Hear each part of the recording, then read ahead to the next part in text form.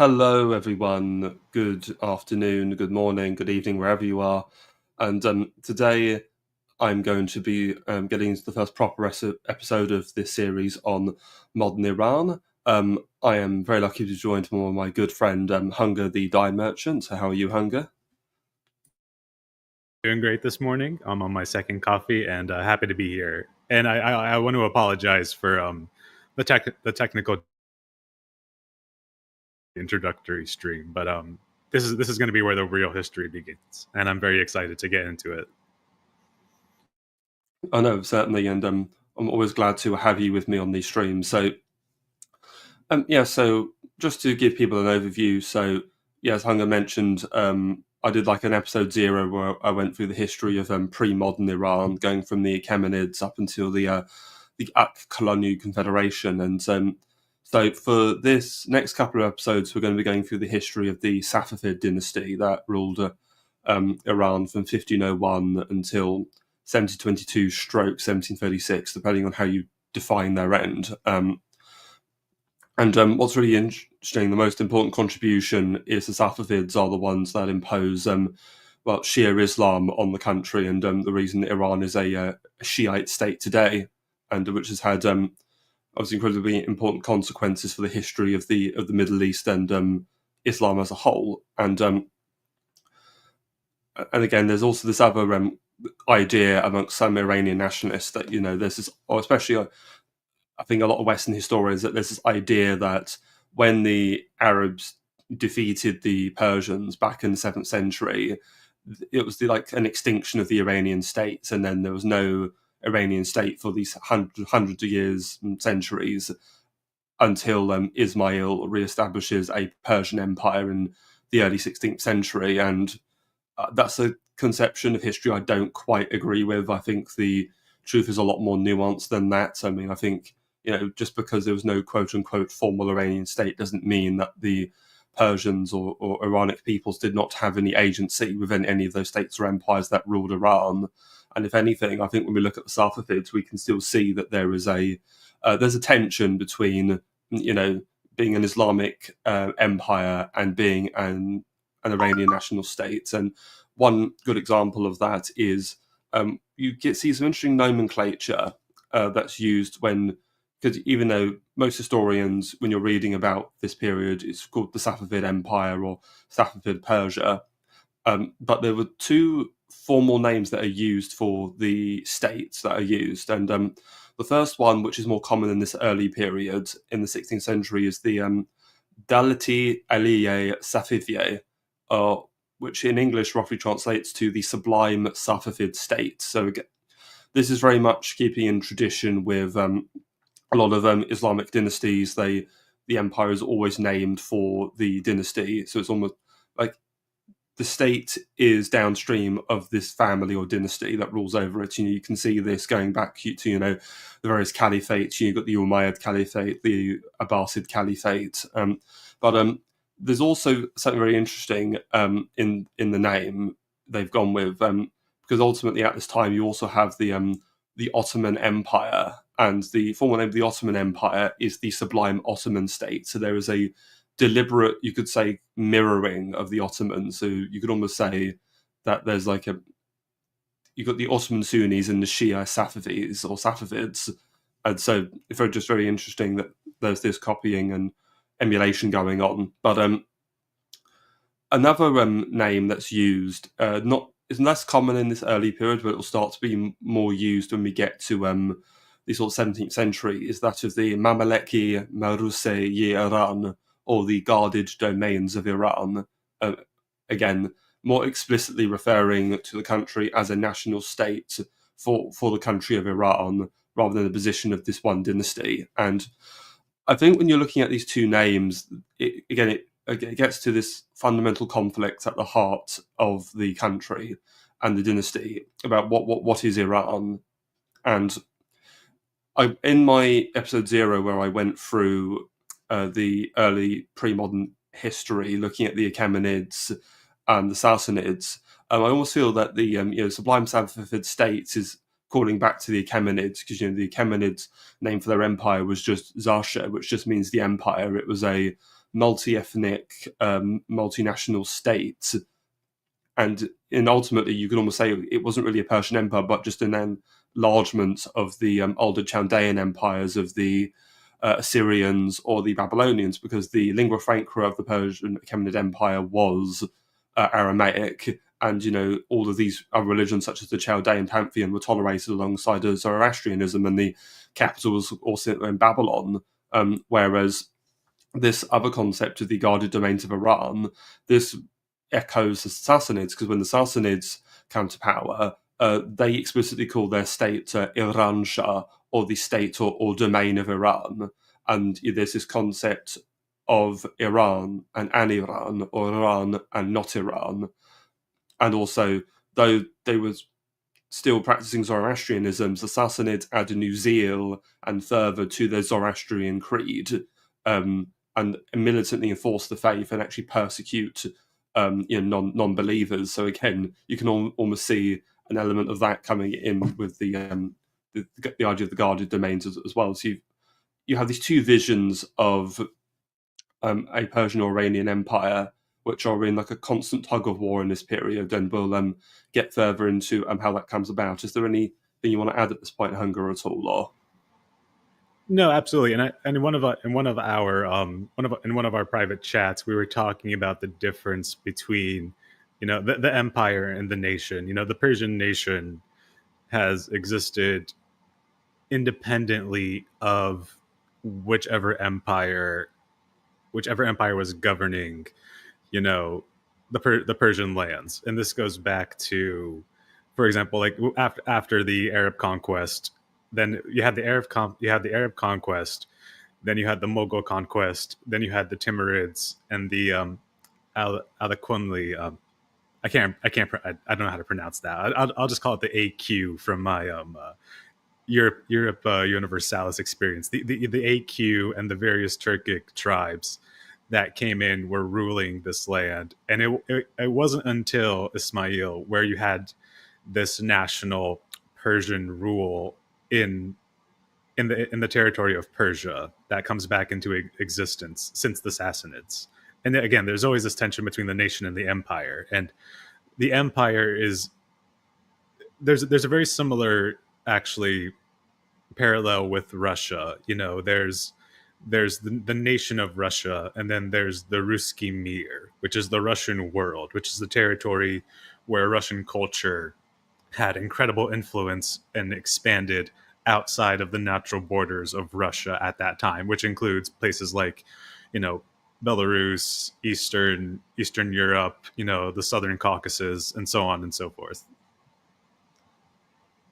oh, well, thank you. That's very interesting because the main source people should be aware of that me and Hunger are going to be using for this series is the book Iran: A Modern History by Abbas Armanat, and yeah, it's a very extensive book. It's about 900 pages long, so it's a very thick tome, and there's a lot of very useful information in this book. And so I mentioned the Ottomans earlier. Well, what's important to remember in looking at the concept of the Safavids is that there's this relatively modern conception that was invented in the 90s by some American historians. I forget their names now, but it's the idea of the gunpowder empires, and it's these three quote-unquote early modern Islamic empires: the Ottoman Empire, the Safavid Empire, and the Mughal Empire.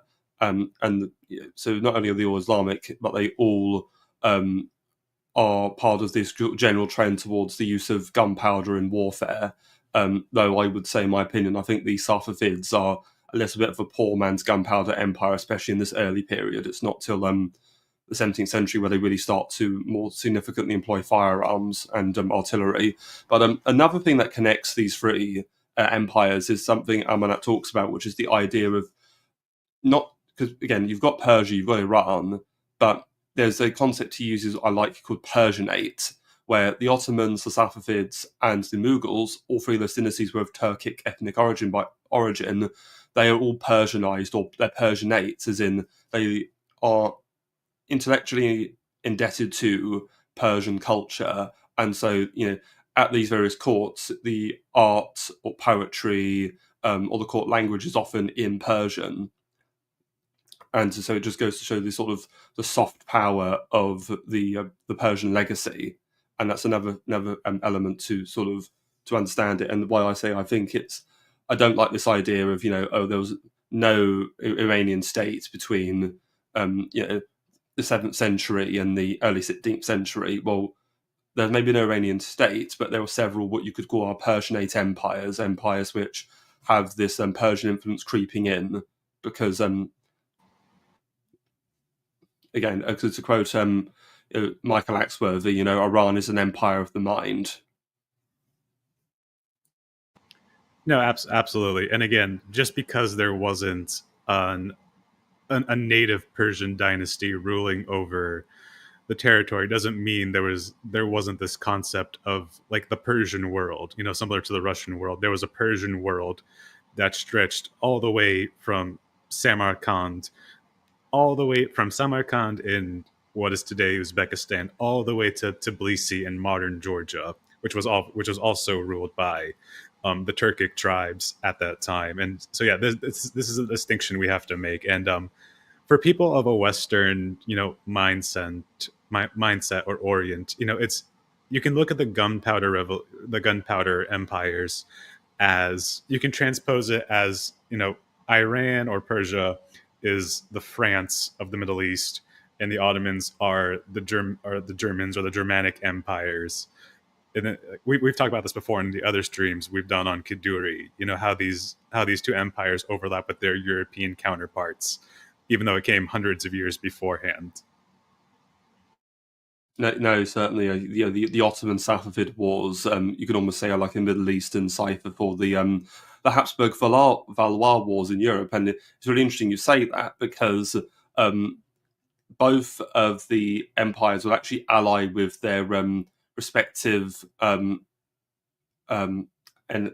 enemies opposite. So you have the Franco-Ottoman alliance, where France versus France allies with Suleiman against the Habsburgs, and then to counter that, Charles V, Holy Roman Emperor, allies with the Safavids against the Ottomans. So you've got the Germans lining up with the Persians against the Turks, and the French and Turks lining up against the Germans. Absolutely, and we can't forget the Arabs, who are very famously clients of the British, that we covered extensively in the Kaduri series. No, and okay, so from that point, I want to now really sort of delve properly into the chronology now. So I just want to start with a reading from the Amanat book. So, okay. In March 1501, Ismail, a 15-year-old descendant from the House of Safavi in the Iranian Azerbaijan, declared himself the King of Kings and the founder of a new Shiite state that came to be known as the Safavid dynasty. Shortly after his accession into Tabriz, the new Shah, who entertained wild messianic claims, ordered that all mosques in his realm recite the Shiite version of the Islamic call to prayer. The additional phrase in this version, "I witness that Ali is God's friend," or Wali Allah, was meant to demonstrate the legitimate authority, walayat, of Ali, the first Shia Imam, and that of his progeny. This was the first time since the 11th century that a Shia call to prayer had been heard from the minarets of an Islamic state. A royal decree issued by Ismail also required his subjects to publicly curse the rightly guided caliphs of the early Islamic era. Whoever disobeys, he is to be beheaded. Ismail's anti-Sunni audacity was complemented not only by bold practices of the Turkmen warrior clans in his service, but also by his patronage of Arab Shia jurists who were invited to his kingdom, first from northern Syria and later from southern Iraq and the Arabian Peninsula. The historian Hassan Rumlu, a near contemporary of Ismail, notes that, at first, even the basics of the Shia law were not known, nor were the rules and rituals of the rightful 12 Shiite sect.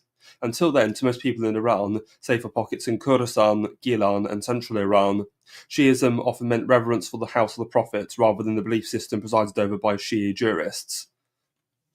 Yep, so ultimately, Ismail comes in here of this order of Sufis, and then he marches into Tabriz and says, right, I'm declaring myself the Shah of a new Persian empire, and this new creed of this empire is going to be Shia Islam. And it's probably worth us going over the broad history of Shia Islam. So the etymology of Shi'ism is it comes from the Arabic phrase Shi'atu Ali, or the party or faction of Ali, because originally it was down to a succession dispute within the Rashidun Caliphate, where traditionally, according to Sunni Muslims, there were, of the Prophet Muhammad, you have a series of successors or caliphs. So you have Abu Bakr, Umar, Uthman, and then Ali, the son-in-law of Muhammad, because he marries his daughter Fatima, becomes the fourth caliph. But what happens is that Ali's rule is challenged by the Umayyads, another clan within the Beni Umayya, the broader tribe that the all these Arabs have belonged to. And what happens is there's a fitna civil war between the Umayyads and the Aliyids, as the House of Ali is sometimes known as, to distinguish it from those of a Shiite religious persuasion. What ends up happening is some radical Kharijites, who are they're essentially a sect of Muslims who want a purely elective caliphate, and so they oppose the idea of any one dynasty dominating the caliphate. So they try to assassinate both of these claimants, but they fail to kill Muawiyah, but they succeed in killing Ali. And then Ali's two sons, Hassan and Hussein, Hassan succeeding Ali as the leader of the Shiite cause, both stand down, and Muawiyah becomes the caliph. And what's interesting is, in the Shiite faith, is instead of a caliphate, they have an institution called the imamate, and how they have it, instead of it going Muhammad, then the four caliphs, then Ali, to them it goes Muhammad, and then immediately on Muhammad's death, Ali becomes the first Shia imam, and then it follows to his son Hassan as the second, and then the other son Hussein as the third, and then all of the future imams up to the 12th imam are all descended from Hussein.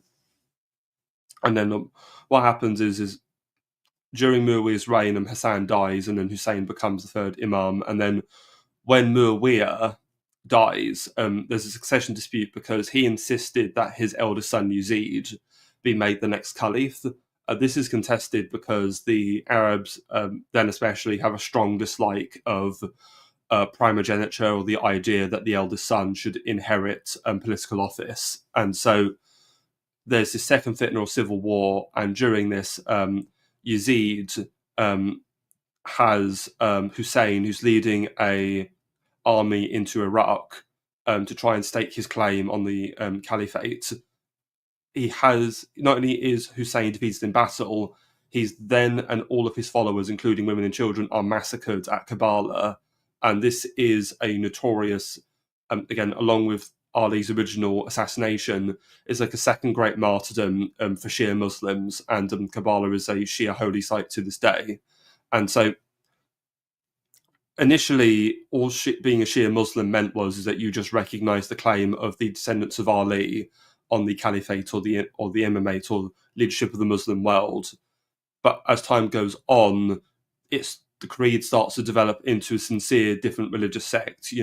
There's this idea of martyrdom, persecution, sacrifice, and there's a really interesting concept Shia Muslims employ during this time, which is called the idea of taqiyya, and it literally translates to dissemble, which is that it is righteous to lie. So if you're challenged about your religious beliefs, it's okay to lie and say you're Sunni and not Shia, because it's more righteous that you can survive for the cause of Shia Islam if you are actually allowed to do so and not going to be persecuted and killed. And so it's kind of an underground movement for several centuries. But then eventually, as the later Abbasid Caliphate begins to break down, you have a series of Shia princes start to establish kingdoms for themselves. You have the Idrisids, who establish themselves in Morocco. In Iran, you have the Iranian Intermezzo, where you have many of these native Iranian dynasties, and the most powerful of which was the Buyids or Buwayyids, who were Shia Persians, and they are able to establish control over Western Iran and Iraq, actually vassalizing the Abbasid caliphs, and they themselves are Shia Muslims and declare themselves Shahansas. So again, they're a very interesting dynasty. I'll go over them a little bit more when you're looking at my previous episode on pre-modern Iran. And then, of course, later on you have the when you have the Sunni Seljuk Turks come in, conquer Iran. You then had the rise of the Hashashin, or Order of Assassins, which were a radical Shiite sect of assassins. They're sometimes known as the Nizari Ismaili state, and they are based in northern Iran around the castle of Alamut. And they last there about 125 years until the Mongols turn up and conquer them, and they're forced in their last couple of decades to reside in the mountains of Lebanon and the Levant. But you can see there's this long-standing struggle between Sunni and Shia, and one of the points Armanat makes is that with the rise of the Safavids, it reignites these old wounds, the Sunni Shia split within Islam. And if we comparing it to Europe, around this time, you've of course got the Protestant Reformation, where the splits between Protestants and Catholics, and that there are some interesting, comparisons that can be drawn between the Shia and the Protestants, even though the Shia movement is a lot older than the Protestant Reformation. But again, both movements focus a lot on, a kind of a messianic belief. There's strong, devotion to martyrs and sacrifice and persecution. Is there anything you want to add to that, Hunger, at all? Or? Is very much considered a revolutionary religious movement, very similar to the Protestants at that time, because they overlap within the same century, actually, which is also incredibly interesting. But going back to the idea of the Sunni Shia split when it comes to primogeniture, the Shiites always believed in primogeniture because, as followers of Ali was not just the son-in-law of the Prophet Muhammad. He married Muhammad's daughter Fatima. He was also Muhammad's cousin, I believe, from his mother's side. And it was incredibly controversial when the Sunnis and the second Umayyad caliph Yazid, when his father and Yazid declared themselves primogeniture and passed down the line of succession for the Umayyads. This was incredibly controversial and went against the typical, Arab tribal custom of the oldest. It wasn't from father to son, but it was from the oldest males in the house. So if you had one ruler, it would not pass directly to his son. It would pass to the second brother of that ruler. And again, it's interesting how both of these factions came to the idea of primogeniture. And again, when Ali had his two sons, he passed down the imamate legitimacy, and it culminated in the Battle of Karbala, where Hussein was killed. But it's still that event and that the martyrdom of Hussein is still commemorated to this day. It is one of the holiest days in Shia Islam, the martyrdom of Hussein, because it's called the Day of Ashura, and during the Day of Ashura, which is celebrated every year by Shia Muslims, they self-flagellate themselves, and they self-flagellate and they beat their chests in to replicate the suffering that Hussein suffered with his martyrdom and death in Karbala, and that still resonated centuries later. And again, even though the majority of Sunnis today, and even at the time, were Sunni, these sects that concentrated in southern Iraq, under in the cities like Najaf, for example, in western Iran, and in southern Lebanon, which I'm very familiar with. This still goes on to this day, and this still reverberates.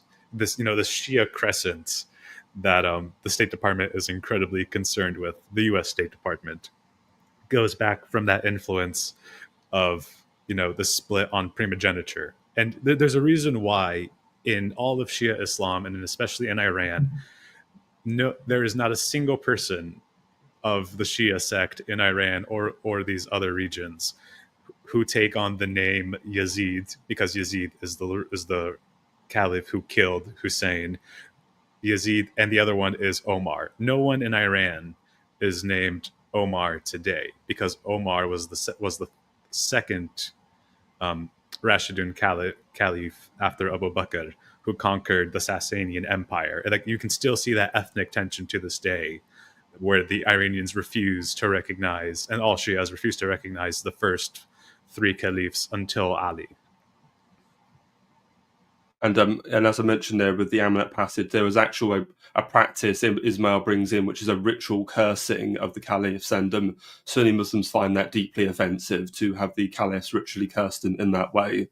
And yeah, just to go on from that, because you mentioned the day of Ashura where the Shia self-flagellate, because it's interesting because there was some very because going back to this idea of Shiism is similar to like the Protestant Reformation. I think a more accurate way is I see a lot of very strange pseudo Christian elements in Shia Islam, and one of them is the day of Ashura because it's flagellation, and back in the medieval periods in early Christianity, flagellation and self harm was a common Christian practice. It was all about repentance and for your sins. So I think that's one element. But another element is that just to delve a bit more deeply into the theology of the Shia Islam. So I mentioned there were 12 imams. Well, the 12th imam, what happened? He disappeared one day and went missing, and they believe he's gone off to what the term they use is occultation. He's essentially like spiritually hibernating off in like the spiritual realm, and they believe that one day he's going to return and bring order and goodness back to the world. And so again, you could sort of draw comparisons to the Christian idea of the second coming of Christ. But what's also interesting, Hunger, is when I was looking into this, I also found out that Shia Muslims actually believe that when the 12th Imam returns, he's going to bring Jesus Christ with him, which I was actually astounded to discover that they believe that.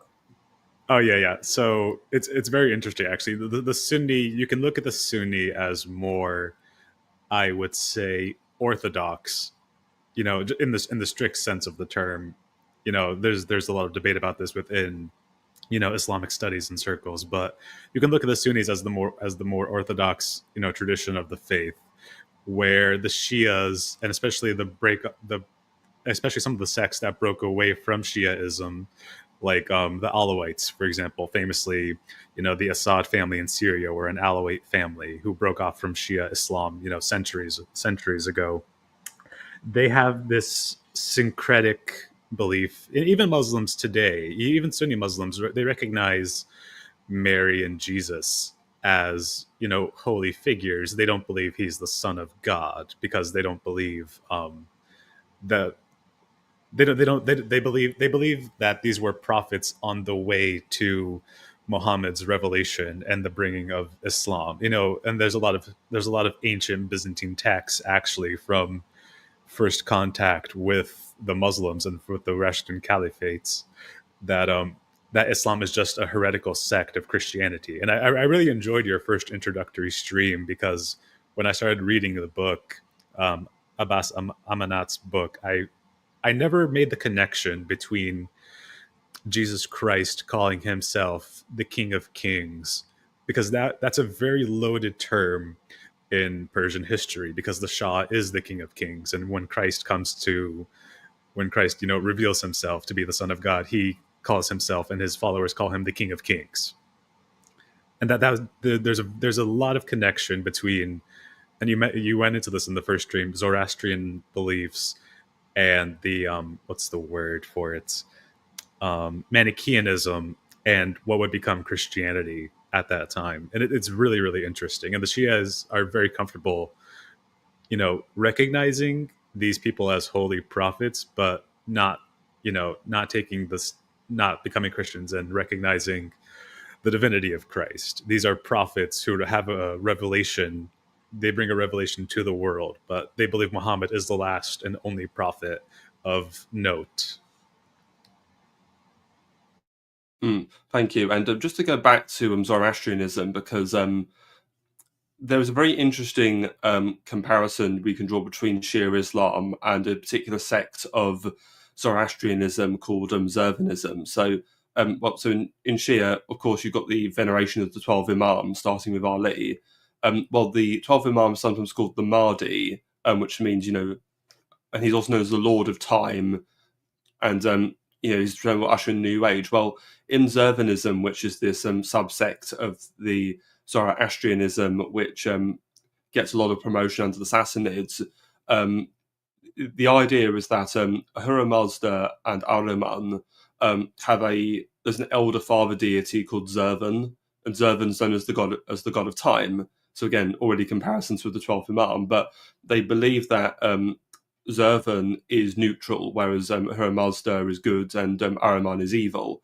And what they believe is that when Zervan begat his two sons, he decreed that the firstborn will rule for 9,000 years, and the legend goes that Ahriman burst out of his father first to ensure that he would rule, and Zervan says to his son, "Fine, you will rule for 9,000 years, but then your younger brother Ormuzd, Ahura Mazda, will overthrow you." And the second, and so again, this idea of it's like a Zoroastrian second coming, and it's just interesting how you then can see that in Shia Islam as well, and also why Shah Ismail decided to, again, make the national religion of Iran or Persia Shia Islam, because there's there's all these through lines and connections one can draw.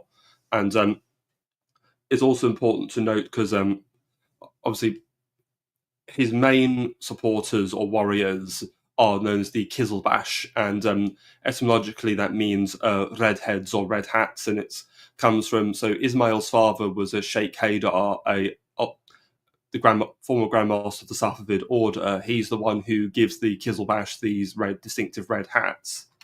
And just go to the next slide. So you've got a picture of a Kizilbash soldier on the right here. And what's really interesting is the cap or the turban they wear is 12 folded. And again, that is an emulation of the 12 Imams.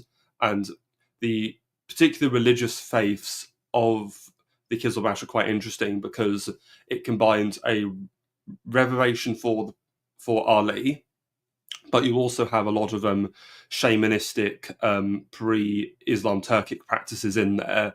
For example, the Kizilbash like to ritualistically cannibalize their fallen enemies as one grisly example of that.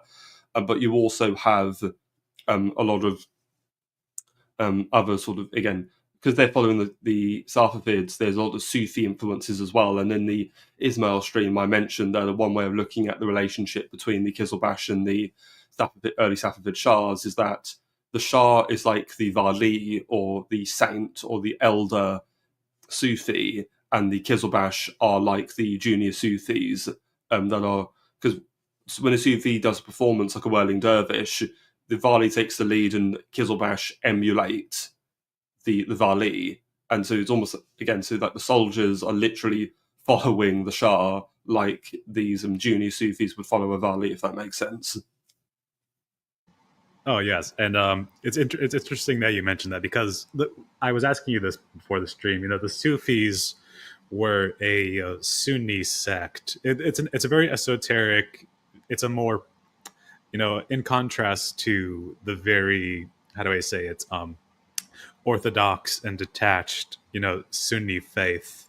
The Sufis themselves had a very personal relationship with God and with the prophets in their opinion. It was much more personal. It was much more scholastic and intellectual. It was it was a shamanistic messianic religion.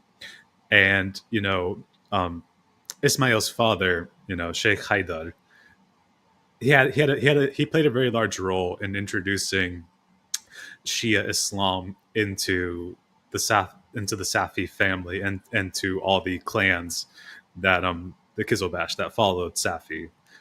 And what was I going to say? God damn it.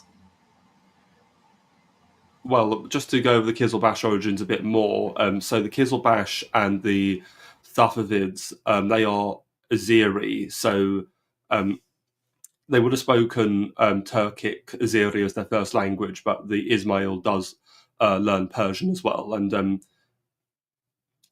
their origins go to the town of Ardabil, which is a small town that's in northern Iran. And just to clarify some point regarding political geography, but in Iran, you have the modern country of Azerbaijan, and then you have the Iranian province of Azerbaijan. Both were populated by Azeris. Well, historically, they had different names. So the Iranian province of Azerbaijan was just called Azerbaijan because that's what it's always been called, whereas the territory that comprises the modern country of Azerbaijan was just called the Shirvan. And so, and what's really interesting is the particular connection, because there are actually lots of like things that are dedicated to Ismail and the Safavids in Azerbaijan. Like there's several statues of Ismail, and there's a few streets named after him. Yet there's hardly anything in Iran, and the only thing you really find is that in Ardabil there's the Safavid shrine, including Ismail's tomb. So again, it's almost like the Azeris are trying to claim Ismail for themselves. Many such cases. I remember what I was going to say now. So the Sufis, being a religious order, with the help of the Kizilbash, become from a religious order. They become a militant group of Turkoman tribes, very similar again with the whole European connection, very similar to the Catholic orders and the Teutonic Order that started out as a religious sect or faction in Catholicism, become very militarized and start conquering the pagan lands. There's a very similar trajectory with the Sufi orders that start as a religious order with a charismatic leader and become militarized with the influence of these Turkmen, cavalry and infantry tribes. That's what I was going to say. And also with the whole, what is Azerbaijan and what is Iran?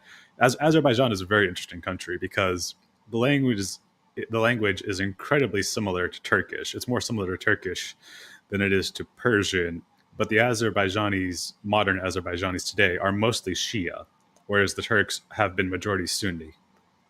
So Azerbaijan was a very big battleground. We're going to get into this as well between, the Ottoman Turks and the Persian Shiites. No, certainly.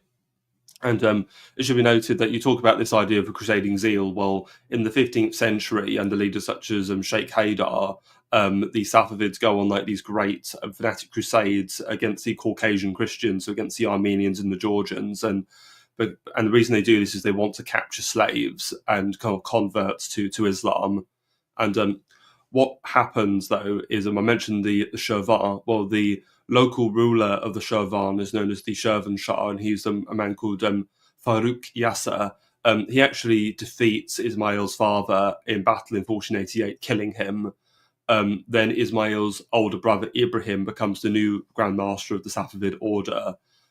However, we mentioned the Ak-Kalanyu. Well, the Shirvan Shahs are vassals of the Ak-Kalanyu, and together these two forces come into Ardabil and kill Ibrahim in 1494, and they force Ismail into exile, where he moves along to the town of Gilan, which is in northeastern Iran, and he sort of stays in exile there for a few years. And however, when he's about 13 or 14, he decides to return to Ardabil because the Ak-Kalanyu Confederation is starting to fracture and collapse. And so in 1499, he returns to Ardabil, and then from there he goes to war with the Shirvan Shah, and he actually defeats Farrukh Yasser in 1500 and kills him in battle. So again, he personally is able to avenge his father's death.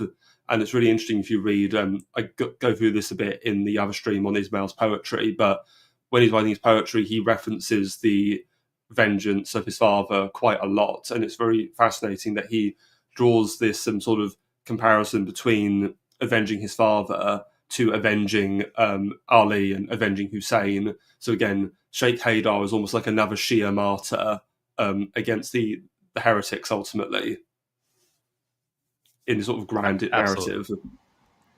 Absolutely, and I think it's important to go into Ismail's genealogy because it's very interesting. As you can see in the photo on screen, Ismail is a redhead, which is just a incredible coincidence or act of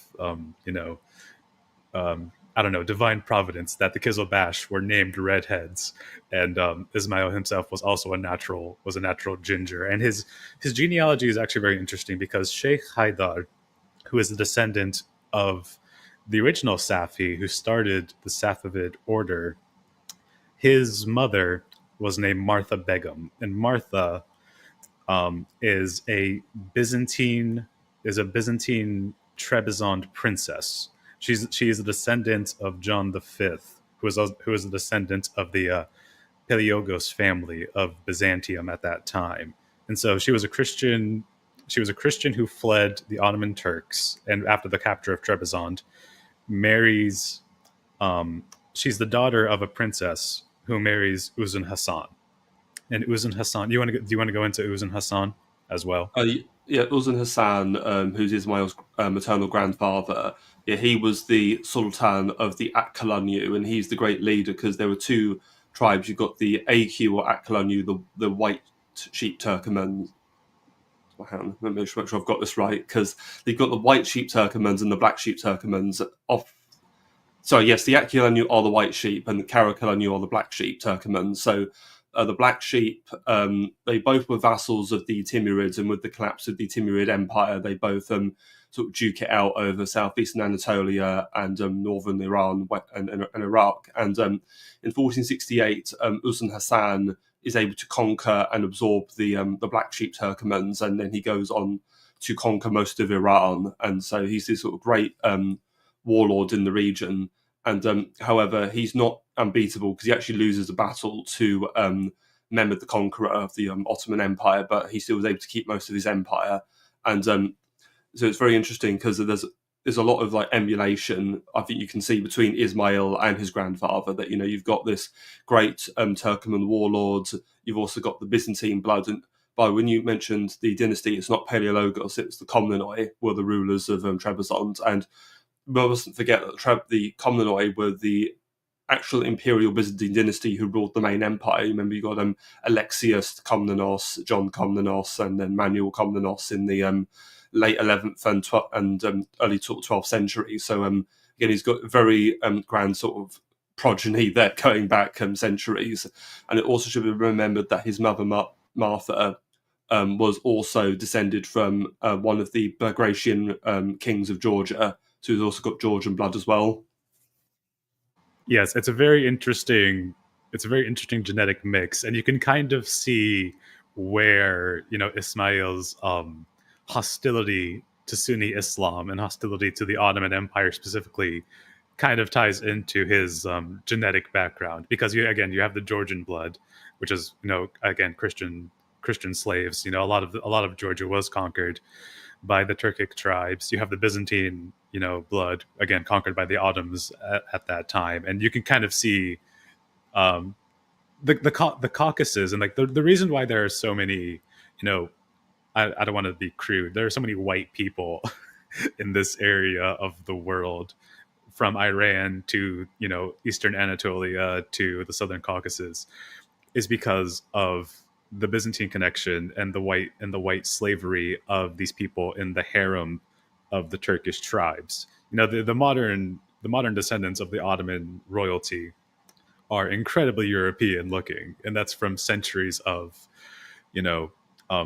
Greek and Circassian and Eastern European genes in the harems of the Sultan, and that this was just as true in Persia as it was in Ottoman Turkey.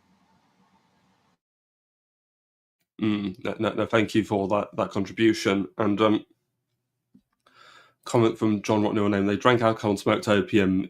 Well, Ismail didn't touch opium as far as I know, but he was a bit of a heavy drinker, especially later in life, as were many of the other Safavids. All right, okay, and so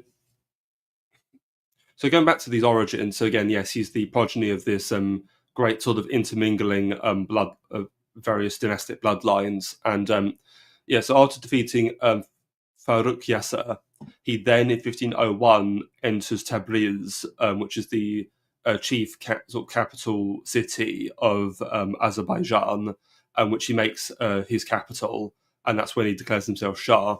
And then from there, he then starts essentially hoovering up the former Ak-Kalanyu territories. And just to move to this map, so essentially between 1501 and about 1512, he conquers this entire orange section on the map here. So you're going all the way from northeastern Syria all the way up into what is now Turkmenistan, almost into Uzbekistan. And it was also another important battle and enemy he does defeat is a Uzbek warlord who's known as Shaban Khan. And so there's a war between Ismail and Shaban Khan from 1508 to 1510. Because what happens is on the east you see there's a city called Herat, which is in Afghanistan. So that was the former capital of the Timurids, and that falls to the Uzbeks around this time. And Herat is a very Persianized city, and Ismail really wanted it for his realm, and so he launches these eastern campaigns and he defeats Shaban Khan in battle. And what's also important is that Shaban Khan also sacks Mashhad, which is this city in the northeast here in what is now Khorasan. Mashhad's very important because it contains the shrine of the 8th Imam, and it's the holiest site in Shia Islam, and so that's another important reason why he wanted to drive them out. So he defeats Shaban Khan in battle, and then he ritualistically dismembers him. He sends the right arm to Baber, the founder of the Mughals, who is at this time the emir in Kabul. He stuffs Shaban Khan's head and sends it to the Ottoman court, and then he has the Kizilbash symbolically devour the rest of the body. So a very grisly example he makes of Shaban Khan. And other advances are later made into Transoxiana, but they're not as successful as the original push up to the Oxus River. And also, you want to add something? Oh yes, so during this campaign with the capture, when Ismail captured Herat, it was already a very Persian city, and he wanted to continue all the way to Samarkand, which is an incredibly famous ancient city, in today's Uzbekistan. It was the epicenter of the Silk Road, the ancient Silk Road. Samarkand was this oasis in Central Asia, and he was never as successful as Herat because Herat was a very Persian city, whereas Samarkand was incredibly devoted to the Sunni faith, whereas Herat was very easily converted to Shia Islam under Ismail. And this, Amanat talks about this in the book. This expansionist plan that Ismail was on, trying to convert all the lands he conquered to Shia Islam, stopped at the natural borders of the Persian world, which is what you see today. The historical Sasanian Empire that became the Safavids are the natural borders of the Persian Iranian world, and that still exists to this day. With skirmishes in obviously Iraq and Mesopotamia, and the Khorasan region, northeastern Iran, and Central Asia. So this was as far as he could go in his crusader zeal to convert the Persian peoples of this area to Shia Islam. I just wanted to add that one point. And this map lasted for centuries, basically until the 1920s. Oh no, certainly. Thank you. And I just want to go back a little bit, looking at because we mentioned the Kizilbash ritualistically devouring Shaban Khan, but it's worth looking at them a little bit more. So one of the reasons the Safavids were able to recruit so many of these Turkmen Kizilbash was because the Ottomans are hoovering up the various beyliks in Anatolia, many Turkmen move to Ardabil, and they essentially are recruited into the Kizilbash because they're essentially kind of like warrior refugees. They're exiles. And what's also interesting is we talk about a lot of the unusual, unorthodox religious views. Well, they were known with an expression called gulat, which means religious exaggerators. And They also have when looking at the relationship with the Shah, they have a title they give the leader called the Moshedi Kamel, or the Perfect Guide, and they believe the Safavids or Ismail is the reincarnation of Ali and the expression of the divine will in human form. So you could almost say they see Ismail as a kind of, I don't know, a bit like a Shiite conquering Jesus or something. Accurate. And what was it say?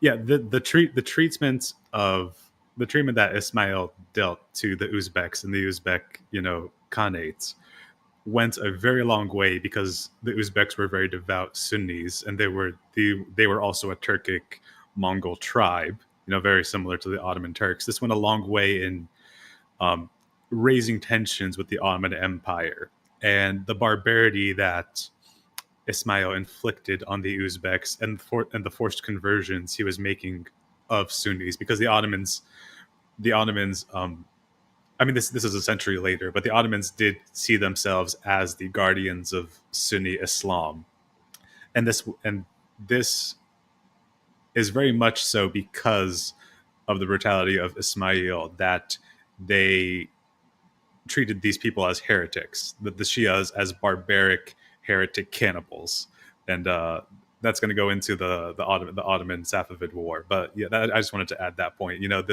It was there were Shias all over the Ottoman Empire, the early Ottoman Empire, especially in Iraq, especially in Eastern Anatolia and Kurdistan.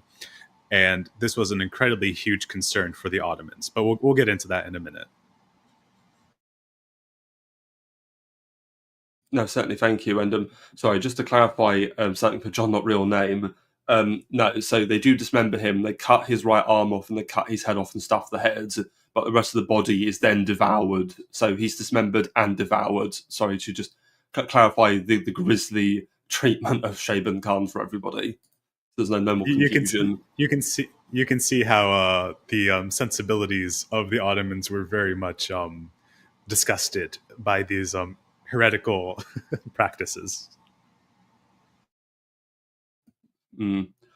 Well, perhaps on heretical grounds, but not certainly on grounds of brutality, because the Ottomans could be brutal when they wanted to be. So, okay, it was at this point that I do want to do another reading from the book. So, this is a section called Building a Shiite State. In the first decade after his accession, between 1501 and 1511, Ismail conquered nearly all of Usun Hassan's empire and more. In a series of brilliant campaigns marked by his personal valour and devotion of the Kizilbash irregular forces, he annexed close to 17 semi-autonomous and autonomous principalities, city-states and local dynasties. The conquered territory stretched from Diyarbakir in eastern Anatolia, a stronghold for the Kizilbash, to the Sharvansa kingdom of the southern Caucasus, and from Azerbaijan and Kurdistan to the western Iranian provinces. Soon Isfahan, Shiraz, Yazd, Kerman, and Khuzestan in central and southern Iran, even as far south as the shores of the Persian Gulf, were annexed to the nascent empire. At the outset of his reign, Ismail adopted distinct strategies to consolidate and to convert. He consciously aimed to create not only a Shiite state, but also a Shiite society. In waging war against his many rivals both to the east and to the west, his method of conquest involved terror and coercion, perhaps more out of expediency than faith, and promotion of the Shiite Sharia by appointing clerical representatives to the newly conquered territories, praising Ali, the first Imam, and his house, and cursing the first three caliphs of early Islam from the pulpit of the mosques, as well as in the streets. Safavid itinerant propagandists, known as the denouncers, demanded that their terrified audiences respond to their anti-Sunni curses by uttering the words, "More upon them and no less." The exercise of denouncing complemented by affirming loyalty to Ali and his house was commonplace. The affirmation also included defaming some of the companions of the Prophet, as well as slandering Aisha, the Prophet's favourite wife, for her opposition to Ali. Any public resistance met with grave retributions. In Tabriz, where there was initial resistance to the Safavids' forced conversions, thousands of Sunnis, perhaps as many as 20,000, were massacred. If this was meant to be a horrifying example for Sunnis in other cities, it was effective. For with very few exceptions, the general public, mostly belonging to the Sunni Shafi'iyya school, complied once their Sunni religious leadership was sufficiently intimidated or more often eliminated. In Isfahan and Shiraz, which both fell to the Safavids in 1503, Ismail executed a number of resisting Sunni dignitaries, judges, and preachers. In Baghdad, which was conquered by Ismail in 1508, the members of the local ruling dynasty and their supporting Shiite Sunni elite were executed, and the shrine of Abu Hanifa, the eighth Sunni jurist and founder of the Hanafi school of law, was desecrated and destroyed. On his way back through Huiza, on the banks of the Shatt al Arab, Ismail defeated the House of Musasha, a local dynasty with its own messianic claims, and massacred the ruling elite. In at least two mountain fortresses in Mazandaran province, which fell to the Qizilbash army in 1504, Ismail reportedly ordered the massacre of the entire population, perhaps in vengeance for their stiff resistance. In the same campaign, after the capture of the fortress of Ushta in the central Alborz range, where Murad Beg Bayandori, the last of the colonial princes and the blood relative of Ismail, had taken refuge. The Safavid conqueror ordered his wild Qizilbash devotees to broil the prince alive and devour him. Upon defeating the local Persian dynasty of Shirvan in the Lower Caucasus, against whom Ismail's father and grandfather both had fought and died, he massacred the ruling family and exhumed and burned the bodies of their ancestors, a practice he believed would deprive them of final redemption. The Shirvan Shahids, a local Persian dynasty whose rule dated to the middle of the 9th century, controlled a strategic crossroads in southeastern Caucasus and prospered from the region's silk trade. Ismail's ferocity and the atrocities committed by his unruly Qizilbash hordes were followed soon after by a systematic and enduring program of Shia indoctrination. For this, Ismail and his advisors found willing allies in ideological commissars among the Shiite jurists of the Jabal Amil in southern Lebanon.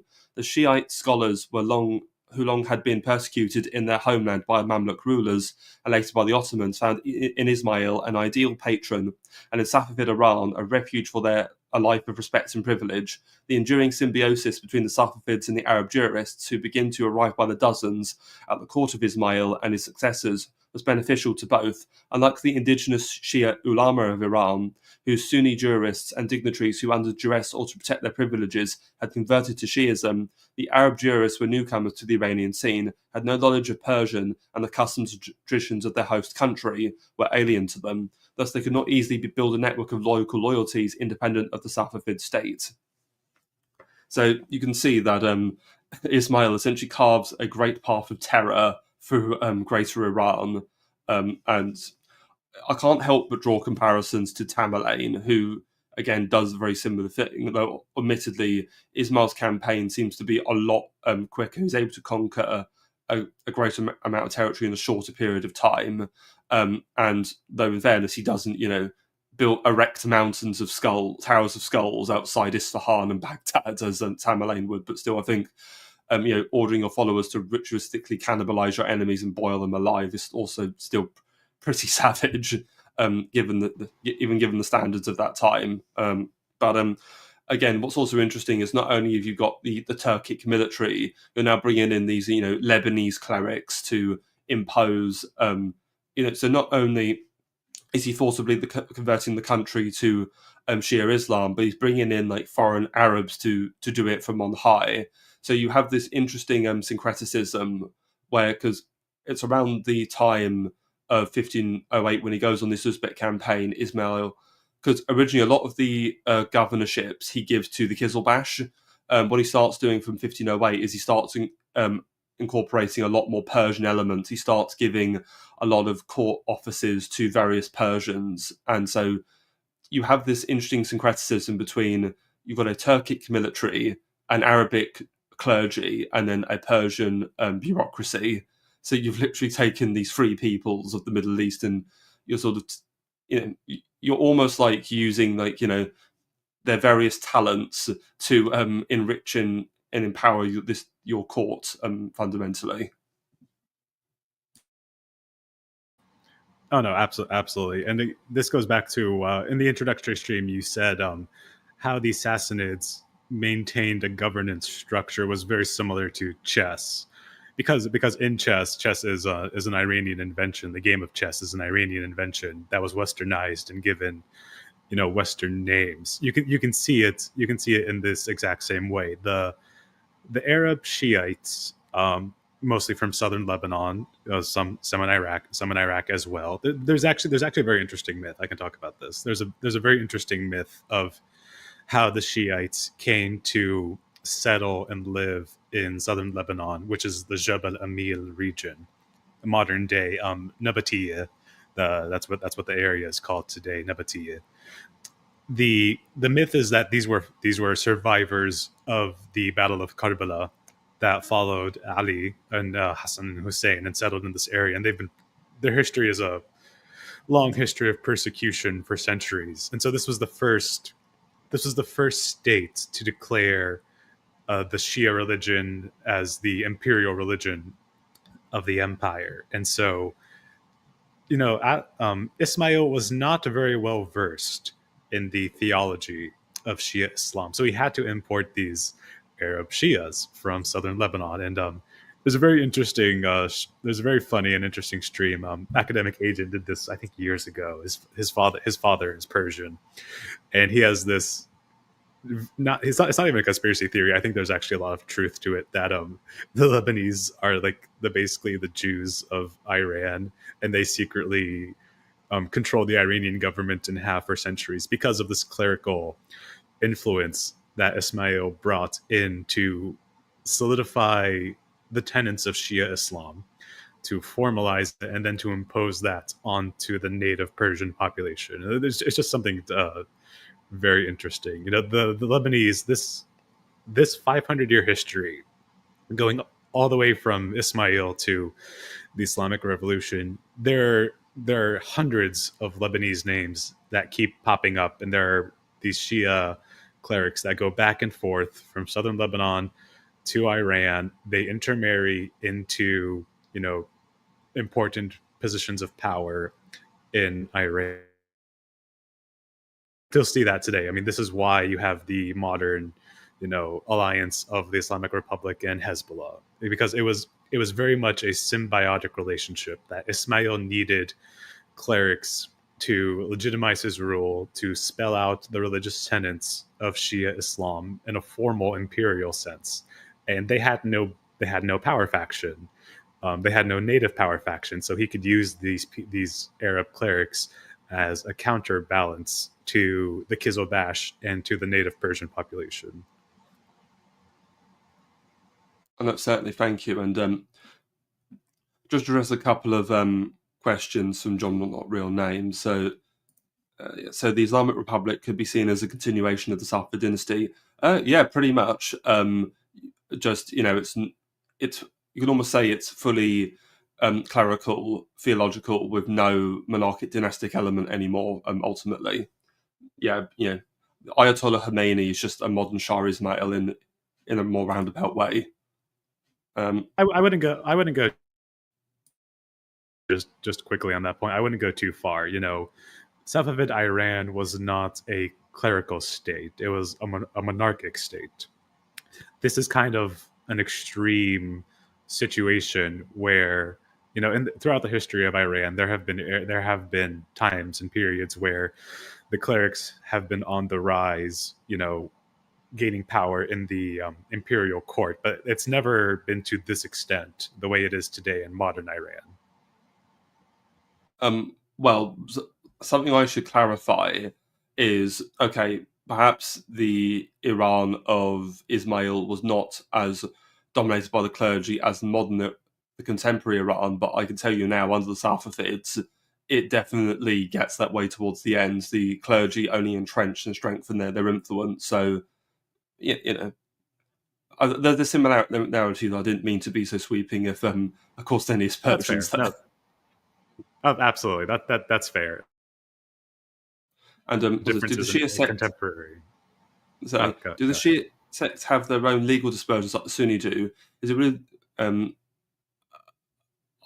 In terms of that, I mean, they still the ulama or the Islamic scholars in Iran still respect the hadiths, which are shared with the Sunnis. So, I mean, on a legal basis, there's not that much difference as far as I know. Is there anything you can add to that, It's more Hunter? so. Sorry. It's more so the interpretation. So the difference between Shias and Sunnis is actually not as big as you would think. I mean, the Protestants and the Catholics are far more theologically different than the Sunnis and the Shias. But I mean, you can say this is the narcissism of small differences, but at the basic legal level, no. But again, with every sect, there are different emphases within the religion that every sect likes to focus on versus others. Mm. So I meant the Hanafi school and the others I forgot now. Well, in a future episode, we will actually look at a lot of the Ulama in more detail as we'll get into various different theological contributions by modern Ulama, people like Mullah Sadra and Sheikh Bahai. That'll probably be the next episode when we get into that. So, and also says, I thought most Iranians were nomadic. Well, you largely have a urban Persian population, and then you have a largely rural nomadic stroke semi-nomadic Turkic and Arabic population. And that's again, I talk about in episode 0 the idea in Iran, you've got the center versus the periphery. You have a Persian center and like a nomadic periphery.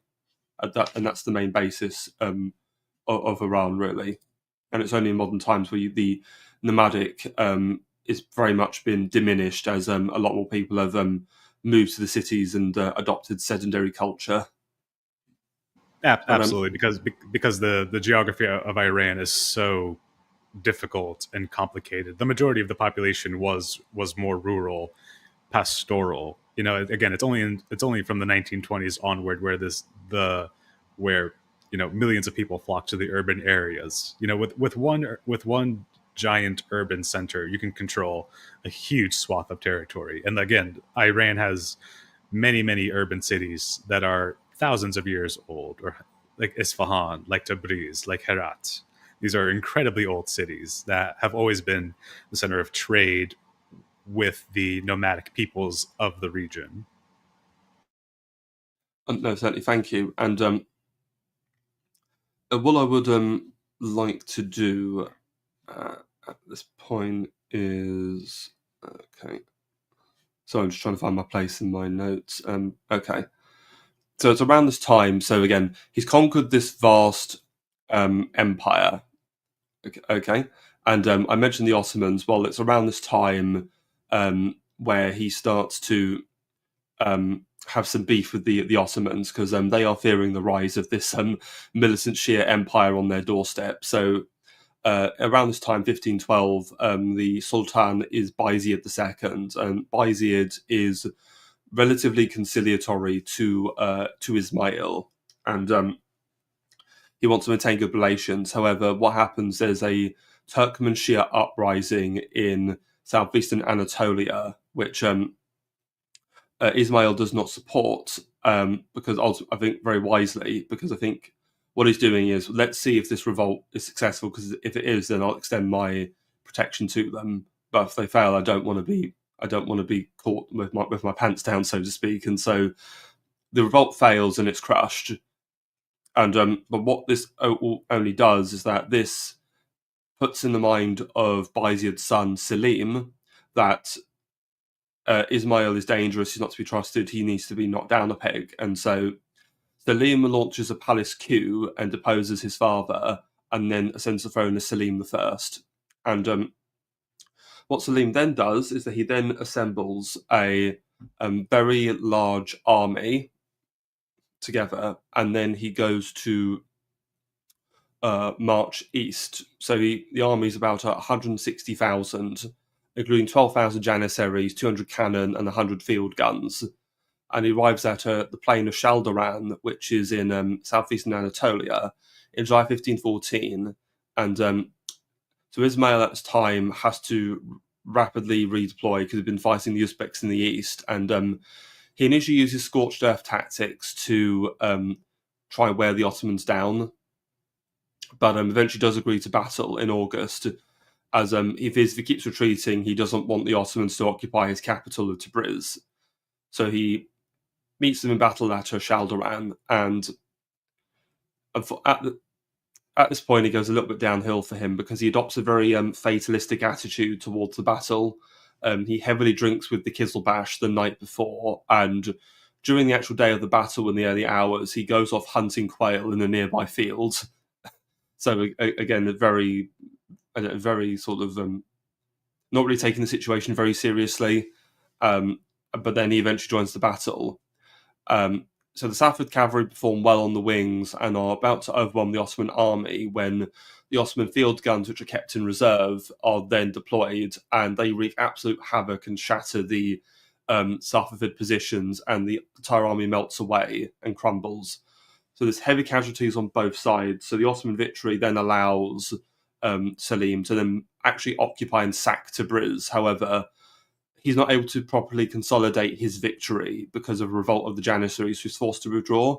However, as a result of this treaty, he's able to wrest southeastern Anatolia, northeastern Syria, and northern Iraq away from the Safavids. And so this defeat at Shaldaran completely shatters Ismail's own self of invincibility, and it also damages the relationship with the Kizilbash because they no longer see him as this sort of perfect messianic figure who's going to lead them to glory because he suffered this great defeat. And it's really sad because after this battle, Ismail never leads another army in the field again, and he takes to heavily drinking, which will lead to his early death at the age of 36 in 1524. And it also really shows, I think, with Shaldaran, the weakness of the Safavid military in the Kizilbash, because essentially you have a largely Turkic tribal army, though very high in morale and their passion, are technologically inferior to the much more disciplined and advanced Ottomans. And this is something the Safavids are very much having to play catch up with throughout the rest of the 15th and even into the 17th century, that they've got the Ottomans who are just much more technologically advanced, especially in terms of artillery and gunpowder weapons. Is there anything you want to add regarding Shaldaran? Or Well, I think we have to talk about the correspondence that was going on between Selim and Ismail, because it's a very funny story. In the right before the battle, a few months before the Battle of Chaldiran, there's a correspondence. Selim overthrows his father, becomes the Sultan, the Ottoman Sultan, and he sends incredibly hostile and insulting letters to Ismail, calling him many names, calling him a heretic and the son of the devil and many such names. And Ismail takes a very dismissive tone to these letters, and he sends letters back to Selim saying, "Oh, I don't blame you for your words. Your advisors are giving you really, really bad advice.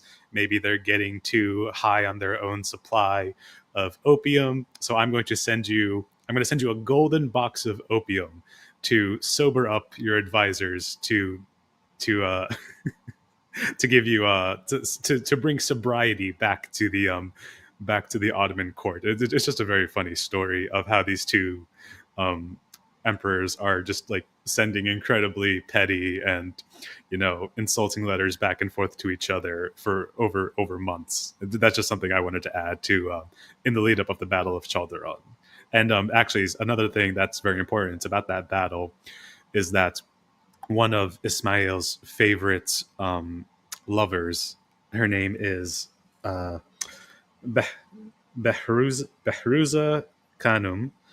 The Persians had a tradition of bringing women to the battlefield, and there were actually some women that did fight in the Battle of Chaldiran. And one of Ismail's lovers, his favorite lover actually, is captured by the Ottomans, sent back to Constantinople, and married off to one of the Ottoman generals or ministers.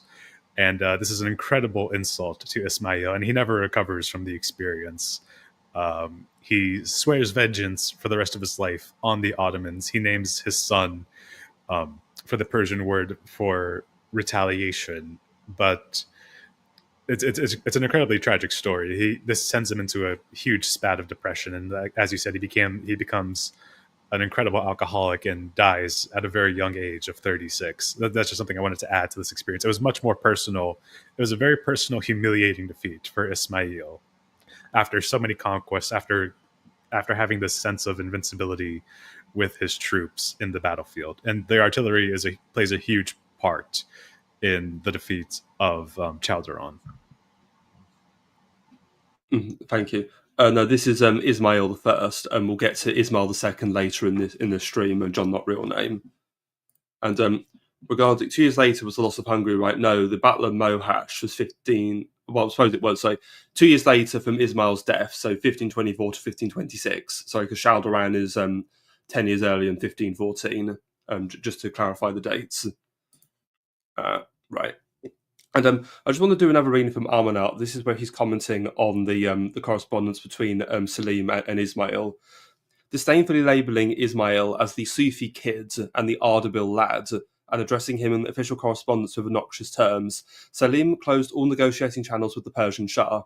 While preparing for his anti-Safavid campaign, the first and one of the most crucial of his short but tumultuous reign, he once more wrote to Ismail. Shortly before reaching the Iranian frontier, Salim called Ismail prince and the ruler of the Persian kingdom, the owner of the realm of oppression and tyranny, the marshal of sedition, and the commander of the rebels. The Darius of his time and the Zahak of the age, equivalent of Cain, he further accused Ismail as having subjected the pure Mohammedan nation, may peace and greetings upon its founder, to its deceptive creed and debunked the foundation of the solemn faith of Islam, hoisted the banners of tyranny by means of coercion, and encouraged his own wicked Shiite followers to rape the chaste women and freely shed the blood of the dignitaries, destroyed mosques and built houses for idol worshipping, and called the luminous Quran a myth of bygone times. Referring to the fatwa of the Sunni ulama denouncing Ismail, the Ottoman Sultan went on to say that since the divine providence and the sacred destiny has placed in our mighty hands the prompt purging of that outright heresy, to abide by that crucial duty, we proceeded toward that land, Iran, so that by the thundering might of our triumphant sword, remove the thorny scrub that has grown in the stream of the lofty Sharia and eradicate and cast away the invasive weeds that have so rapidly spread. He then warned the Safavid ruler to remove the cotton of neglect from the ear of vigilance, placed a shroud on his shoulder, and prepared since, by the Quranic command of kill them whenever you encounter them, we are coming to ruin your fortune and leave not a single person of that land. Ismail's response to this furious declaration of war was dismissive, even cynical, yet conciliatory. He sarcastically noted that he found his enemy's hostile tone, driven by courage and audacity, entertaining yet he could not detect the source of hostility, since relations to Salim's late father, as Ismail claimed, were cordial. The reason I have indeed spared your domain were twofold, he explained. First, that the majority of the people of that realm are devout followers of my splendid ancestors. May the forgiving God place mercy upon them. Second, my respect for that warrior house, i.e. the Ottomans, is old. We do not wish to impinge on that land a misfortune similar to the time of Timur.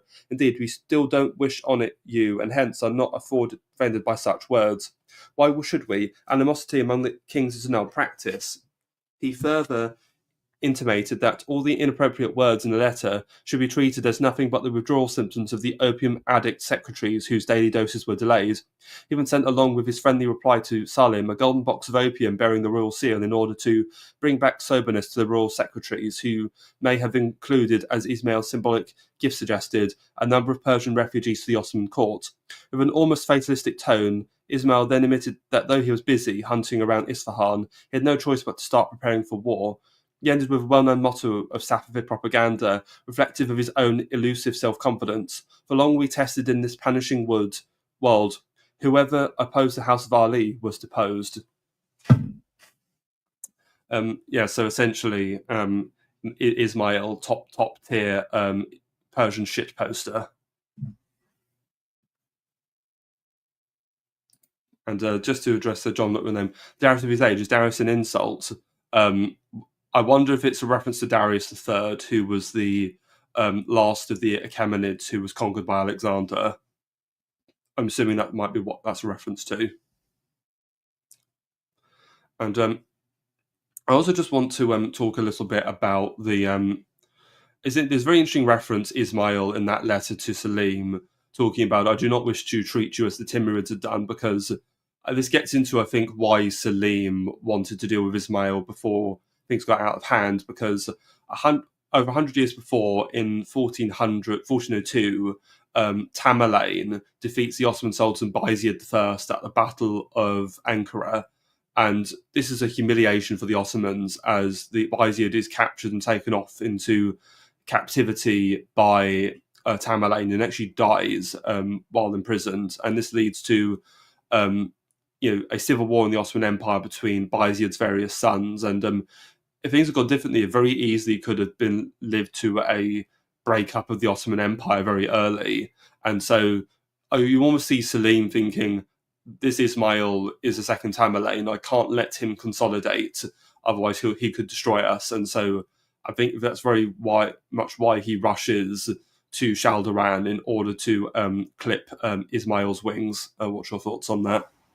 No, that's absolutely true, because the Ottomans were going to be focusing on the Western campaign, and they had to secure their eastern flank, especially in eastern Anatolia, because of the experience that Tamerlane inflicted on them. So it was just an incredibly sensible strategic play, and this whole battle was, you can call it a preemptive strike before Ismail grew too powerful, because one of the big geostrategic goals that the Safavids wanted to achieve was access to the Black Sea, because this would have been the window on the west. This would have been the window onto the Black Sea, the Mediterranean coast, and Eastern Europe. Because when the Ottomans had to box the Persians in to prevent this from happening, otherwise they would have had more access to.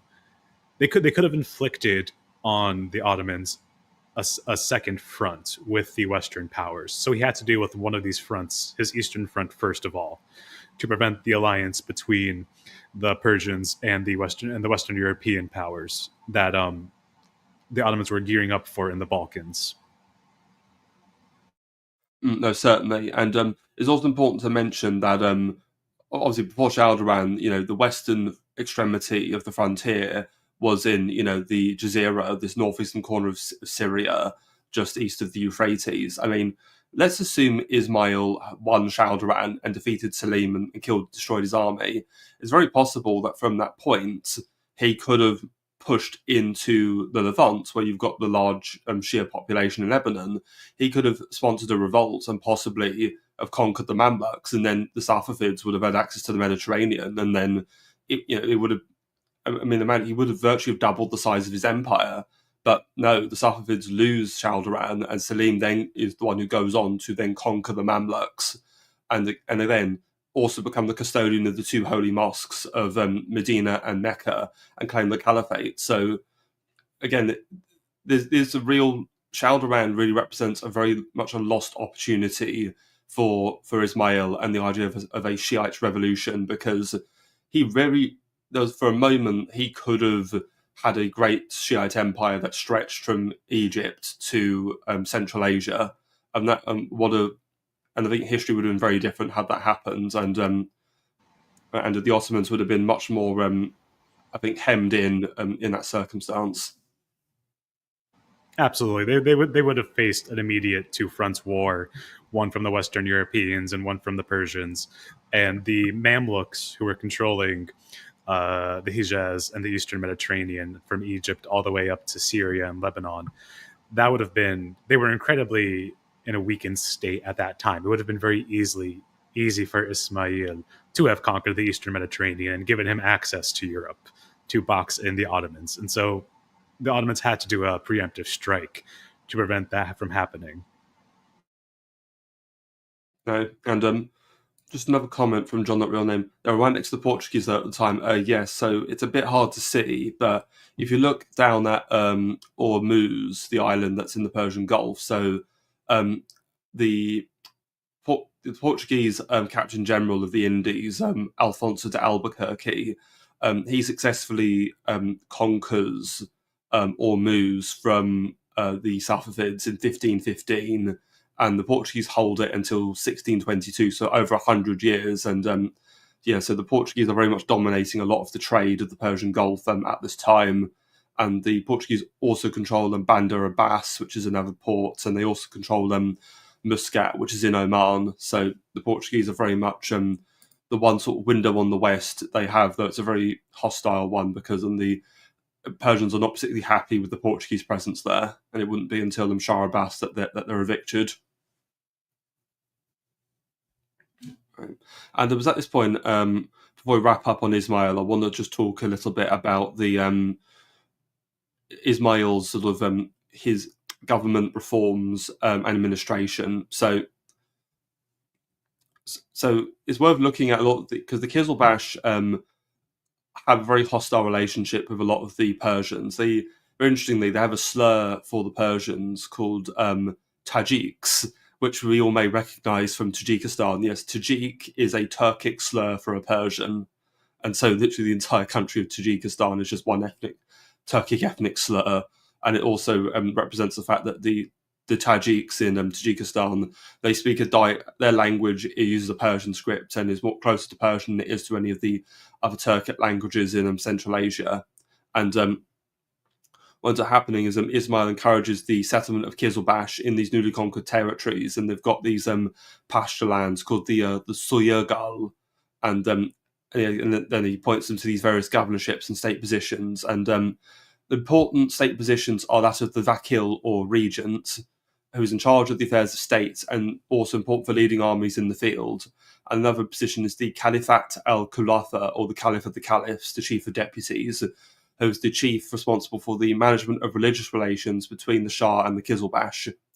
He also appoints an old teacher of his, Shams al-Din, to the position of Sadra, which literally means heart, and the Sadra is chiefly responsible for all clerical and judicial appointments, the charitable endowment, so Orkaf or Wakafs, and the conversion of the population as a whole.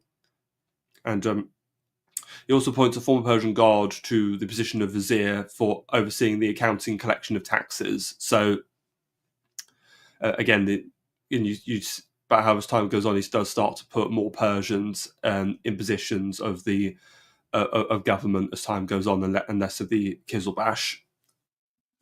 And is there anything you want to add to that, or? Yes. So I was going to say, Ismail this whole time has to be balancing these various factions. He has to balance the Lebanese clerics. He has to balance the Kizilbash. He has to balance the Persian native population. And the Kizilbash, Amanat goes into this in the book, are very unhappy with because the Kizilbash are a nomadic warrior race. They don't like being settled, and they don't like having to govern the local Persian population. These were Turkic speaking, warrior caste. They did not like being they did not like ruling over a native settled Persian population. I just wanted to add that point. This is an incredibly balancing act that Ismail does. He handles it very well, and his son, who we'll get into, who becomes the next Shah, continues this trend of the balancing act of the chessboard.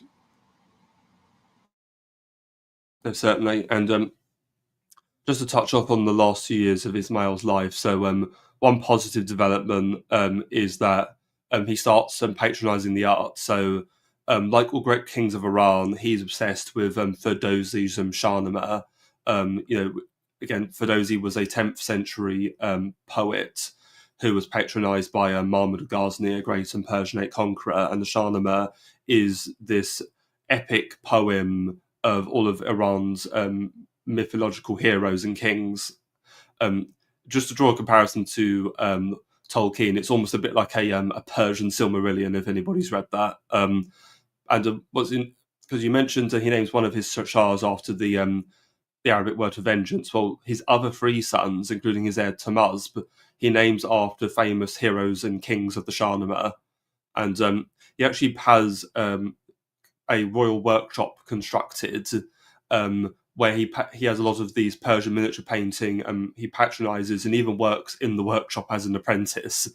And one of the great products of this royal workshop is what's known as the Shahnameh Ashar Tamasp, which is all these Persianate dynasties, including the Ottomans and the Mughals, all want to publish their own artistic expression or version of the Shahnameh, and the Safavids have their own, which is started under Ismail, but it's not finished until the reign of Tamaz. And you can actually buy your own modern edition of the Shahnameh of Shah Tamaz, but it'll set you back. You're going to be paying at least £1,000 if you want a copy of it. So I don't know, maybe if you're pretty wealthy, you could get your hands on a copy of that.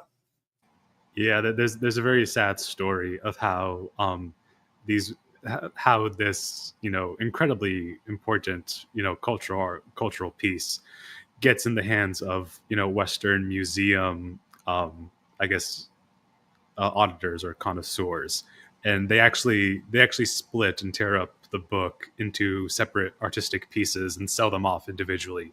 And this goes on in the early 1970s. Actually, if you visit the New York Metropolitan Museum, there's a whole section on Persia, and you can see some of these artworks actually in New York right now. Yeah, I should note because what Tahmasp ends up doing is that he gifts the Shah of Shah Tahmasp to the Ottoman Sultan Selim II as a gift, and then it spends centuries in the Ottoman court, and then I think it's around the time that you get the fall of the Ottoman Empire is where the Shah of Shah Tahmasp then falls into Western hands, and it then gets carved up quite sadly. And okay, so it's at this point that it's worth now coming to Tahmasp. So Ismail dies in 1524, and Tahmasp comes to the throne. And there's a problem because Tahmasp is young; he's only 10 years old when he becomes the Shah. And what's interesting as well is that he rules for 52 years, and he's the longest reigning of the Safavids, and also the longest reigning Shah in modern Iranian history. So from the Safavid dynasty up to today, he's the longest reigning Shah. And in fact, he's also the second longest Shah in the entirety of Persian or Iranian monarchy. The only Shah who's reigned longer than him is Khusro I of the Sassanids, who I believe ruled for about 60 years, if I'm not mistaken. But still, 52 years is a very long reign. And during his early years, in his minority, from 1524 to 1532, his reign is dominated by one of the Shia clergy, a fellow called Ali ibn Abd al-Ali al-Karaki, better known as al-Karaki for short. And he was brought in to the court by Ismail in 1510, and he would become very prominent during Tahmasp's minority. He'd be responsible for training the new generation of Persian jurists, and he allows the ulama to become autonomous from the state itself. And Tahmasp was granted him many titles such as the Seal of the Mujtahids, which is a rank of ulama, and the title of Deputy to the Imam, or Naib al-Imam. And in 1533, Tahmasp would actually give al-Karaki a decree giving him even more powers, which I just do want to read. So, we ordain that all the esteemed descendants of the house of the Prophet, the respected noblemen and notables, the chiefs, the ministers, and all the other senior members of the lofty state, to consider him, i.e. Karaki, as their guide and their leader, and in all instances demonstrate their obedience and submission to him. Whatever he commands is to be enforced, and whatever prohibits to be banned. Whoever he wishes to appoint or dismiss from among the officers of the Sharia in the guarded domains of Iran are among the military judges of the victorious army. He can do so without any further approval, and whoever that noble authority dismisses cannot be reappointed without his approval.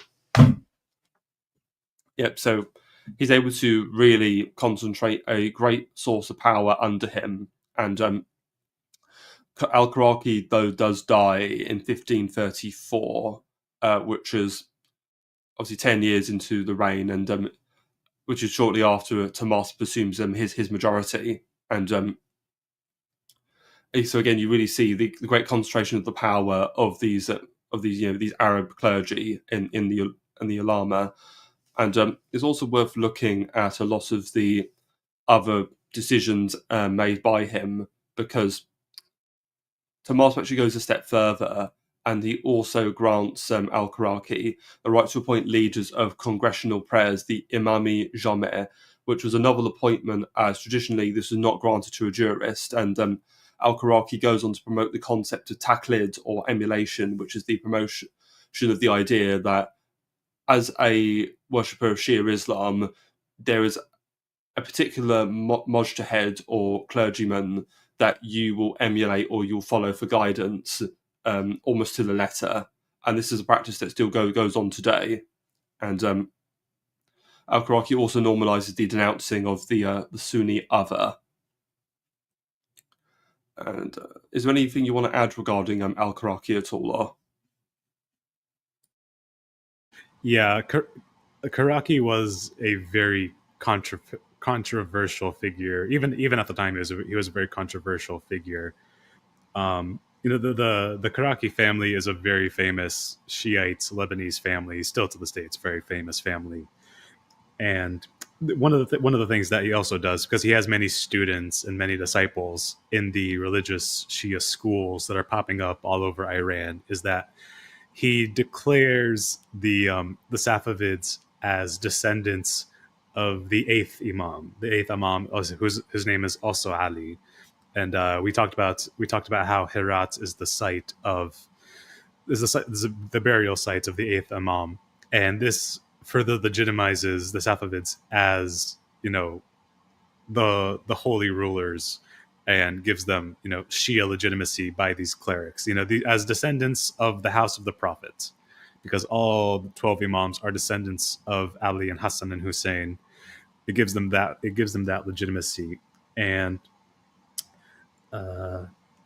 he was also very controversial because a lot of the other factions did not like him. They thought he was a terrible scholar.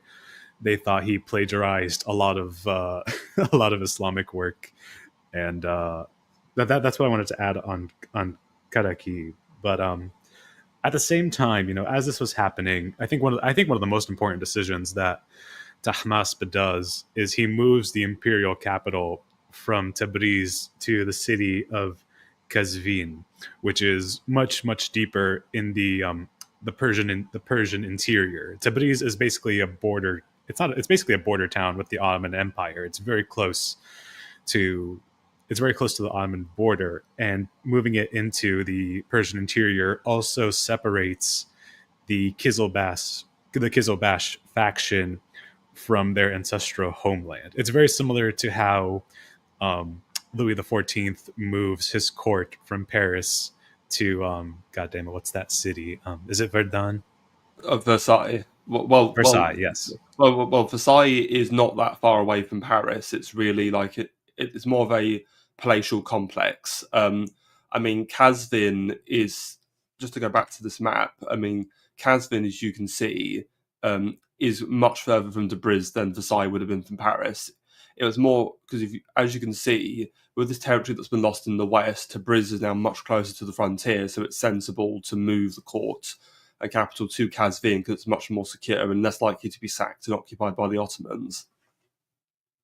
Well, yeah, which does happen. It's we'll get into that in a minute, but it's just a sensible strategic move. But because Kazvin is deeper in the Persian interior, the base of the Kizilbash support and troops is Western Azerbaijan, which is centered around Tabriz and the northwest of Iran, and so this does weaken the Kizilbash faction at that time because Tahmasp is trying to consolidate the Shia Persian identity by appointing, people loyal to him in these positions. And the tension between the Kizilbash and the Shahs is an incredibly long story. Again, going back to the chess analogy, managing the different factions in a way that keeps the ruler in power. I just wanted to add that point as well. No, certainly, I think the main trait of Tahmasp is that he's the grand balancer, balancing all these various, Turkic Kizilbash, the Arab jurists, the Persian bureaucrats, and government appointees. It's all one big balancing act, and which he very amiably pulls off. Just to address some more comments from John, not real name. So, as you've done this already, please describe the structure of the Iranian government. Is this comparable to Cardinal Mazarin being chief minister?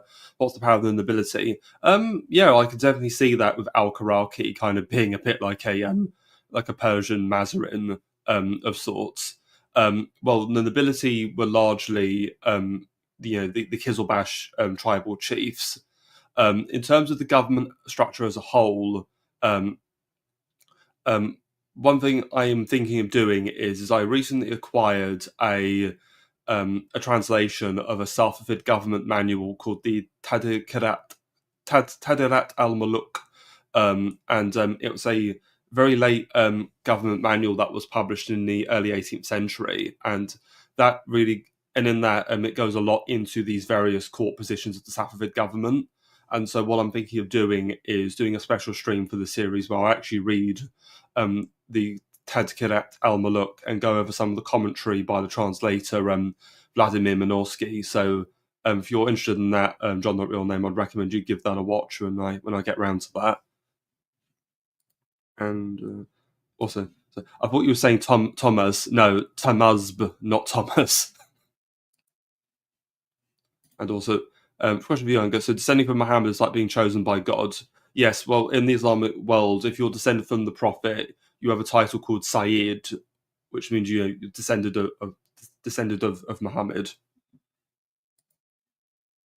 Because the Shias have always believed in primogeniture, so being a descendant of Muhammad and Ali does give you that prestige and legitimacy in the eyes of the believing Muslims. It's very important to legitimize the reign with the religion and with the clerics, facilitating that.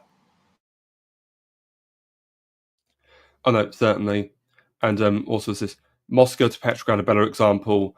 I mean, if we're talking about Moscow and Petrograd, really, they're the idea of two capitals. I mean, if anything, Herat is a much better second capital because that's why Ismail conquered Herat. Is because not only is it a very important Persian city and the former capital of the Timurids, he wanted a second capital in the east, and that's what the purpose of Herat was. So you have an eastern capital in Herat and then a western capital, whether that's Tabriz, Kazvin, or later Isfahan.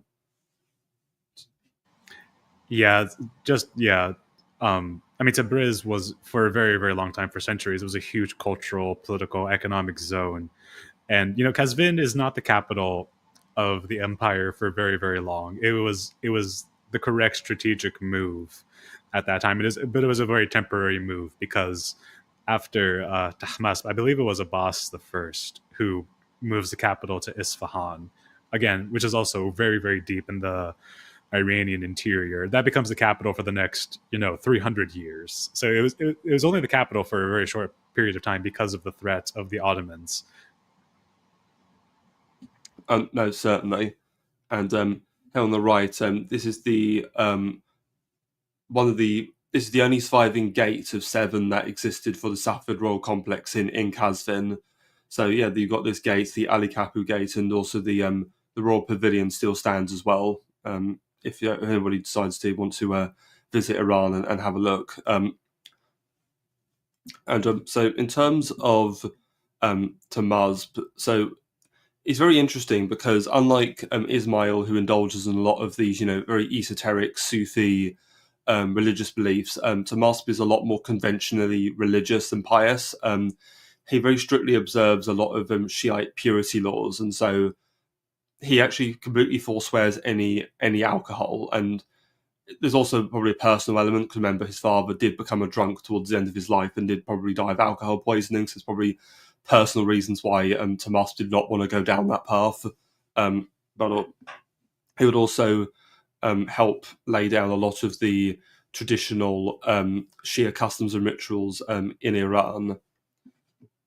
And you could also mention that he was very conscious of the genealogy. So again, Mashhad, where the shrine of the 8th Imam was a very important site, and then most of the time the Safavids are trying to stop the Uzbeks from just funneling over the border and sacking and raiding it as they do various times. We also now need to talk about the Safavid Ottoman Wars because under Tamazb we get the first of these great Safavid Ottoman Wars, so the one of 1532 to 1555, because Tamazb is contemporaneous with Suleiman the Magnificent, and so there were 3 great Ottoman campaigns against the Safavids. So the first one is 1534 to 35, second from 1548 to 49, and again from 1554 to 55, with the aim of taking advantage of various infighting by the Kizilbash in Iran, because most of these tribes are fighting because they want more influence and they don't like their privileges being encroached upon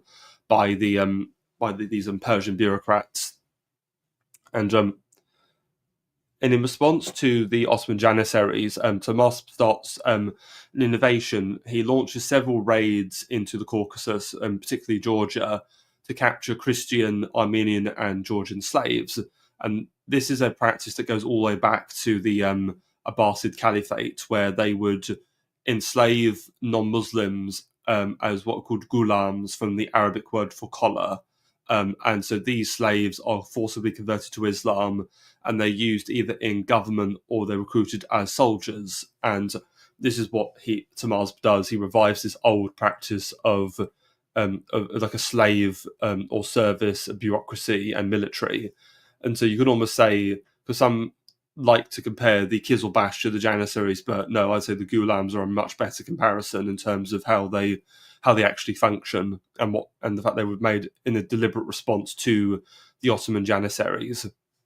And what happens is the Safavids are able to retain the vast majority of their territory. However, in the Peace of Amasya in 1555, they do formally relinquish all of this territory that's hatched in purple. So they do lose Baghdad, including the shrine of Hussein at Kabbalah, and also a lot of the Western territories, so like Hamadan, Khuzestan, were badly occupied and raided by the Ottomans during the course of the war. So in the last sort of 20 years of his reign, Tomas was mostly just focusing on just trying to rebuild and consolidate his remaining domains. And it's now also worth looking at the relationship between Safavid Persia and the Mughals, because from 1540 until 1555, the second Mughal ruler, Humayun, the son of Baber, he's actually in exile at the Safavid court because after Baber dies, Humayun rules for 10 years, but then he's deposed and he has to go into exile for several years and at the Safavid court. And it's actually during this time that Tamaz tries to encroach onto the Mughals. Like, he formally gets Humayun to proclaim himself as a vassal and kind of nominally gets Humayun's submission and conversion to Shia Islam, but though they formally revert back to Sunni Islam later. But when Humayun returns to India in 1555, he takes a lot of Persian court artists and poets with him.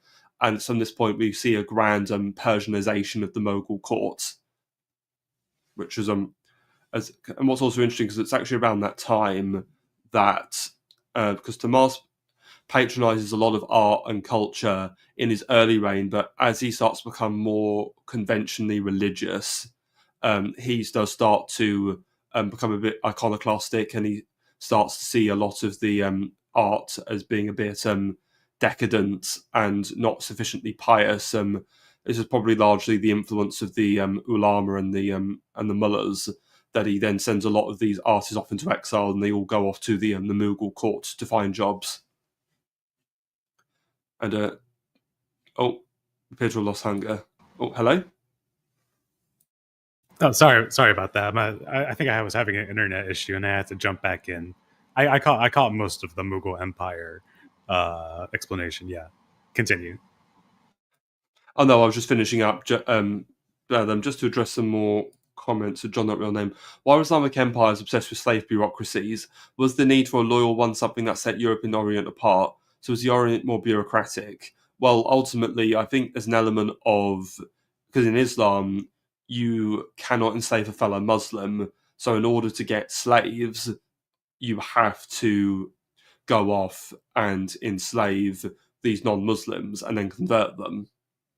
And because in Islam itself, not only can't you enslave a fellow Muslim, they also have this concept of, kind of egalitarianism, where on paper all Muslims are equal and there's no hierarchy or distinctions between a fellow Muslim, and so that's probably part to do with it as well. Yeah, there's a very sad section in Amanat's book where he goes into the Christian slavery that was experienced by the Armenians and the Georgians, and the conquests that both the Ottomans and the Safavids were doing at that time in the southern Caucasus.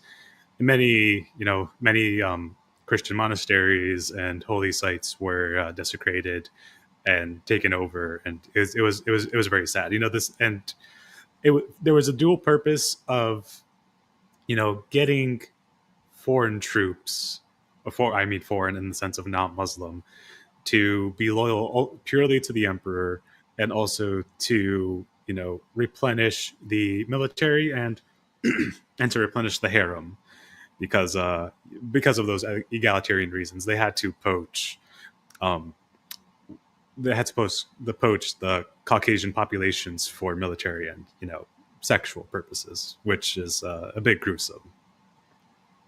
No, certainly.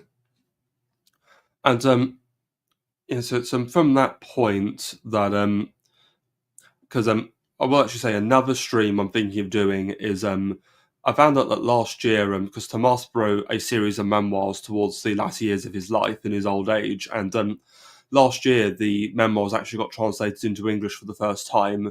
So I've actually bought a copy of those translations, and that's another special stream I might do is reading through Tomas' memoirs just to get a more insight, because I feel with Tomas, I feel he gets a bit overlooked compared to Ismail, and I can kind of see why he's a bit more conventional, a bit more traditional. He's not as crazy or exciting, but because he ruled for such a long time, I'm more generally interested into his mind and what his conception was. So I will very much enjoy reading those memoirs when they do get delivered.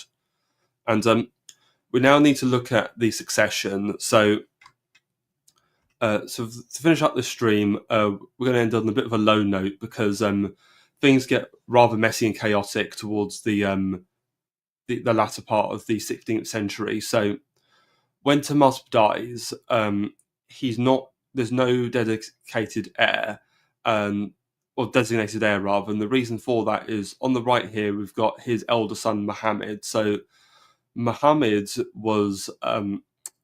had a visual impairment. He was effectively blind, and that essentially delegitimized him from holding the throne.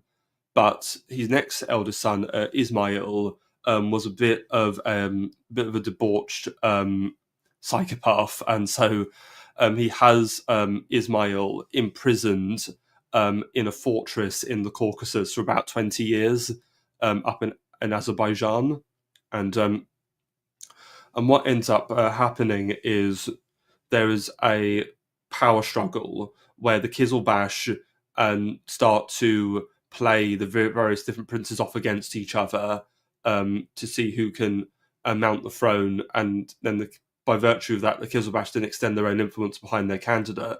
And what ends up happening is Pari Khan Khanum, who's one of Tomas's daughters, and she's important because she was the daughter of Tomas's favourite Circassian concubine, and she's able to rally the Kizilbash around Ismail, who they bring back from house arrest in Azerbaijan, and because another son called Haydar Mirza is also scheming for the throne, but he is defeated. And I just want to read another segment from Amanat on the absolute shit show that was Ismail II's reign. So I'm just trying to pull this up. So, okay.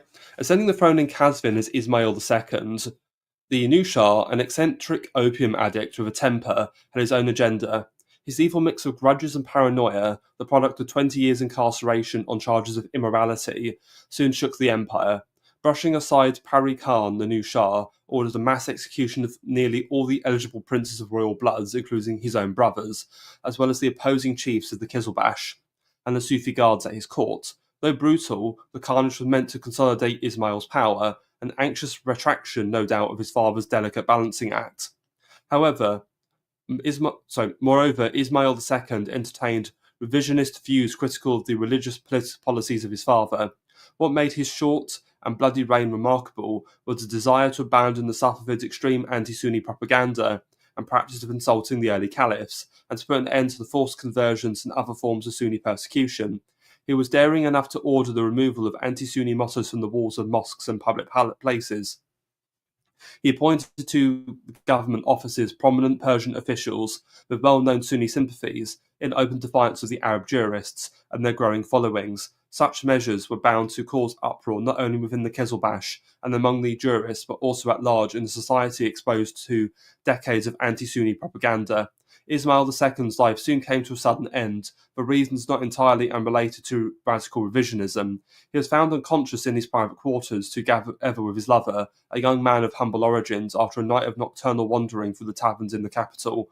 Presumably he died of an opium overdose. Those Qizilbash opponents, fearful of their own lives, may have had a hand in his death. The possibility of intrigue aside, the episode tested Iranian society's conversion to Shi'ism and the state's declared commitment to uphold its anti-Sunni stance. Cursing of the caliphs and the other forms of Sunni othering were destined to remain the lifeblood of the Safavid ideology.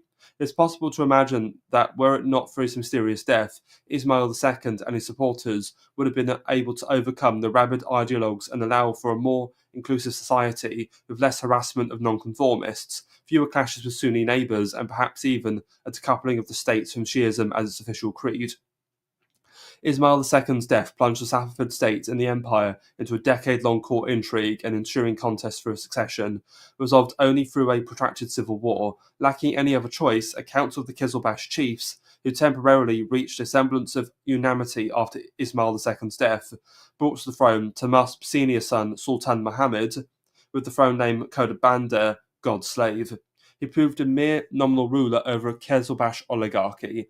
Real power behind the throne emanated from inside the harem, where Kaya al-Neza, Sultan Muhammad's wife, soon emerged as a serious rival to Pari Khan, who had lost prominence after the death of her brother Ismail II. Better known as Mud Ulya, literally the Sublime Cradle, Kaya al-Neza, daughter of a powerful semi-autonomous governor of Gilan province, was mother of the then infant crown prince, the future Shah Abbas I. As Sultan Muhammad's effective regent, Mad Ulya quickly arranged for the murder of Pari Khan Khanum and removed her Circassian faction from the court. Yet she could not easily overcome the Qizilbash's desire to hold collective but decentralized sway over her husband.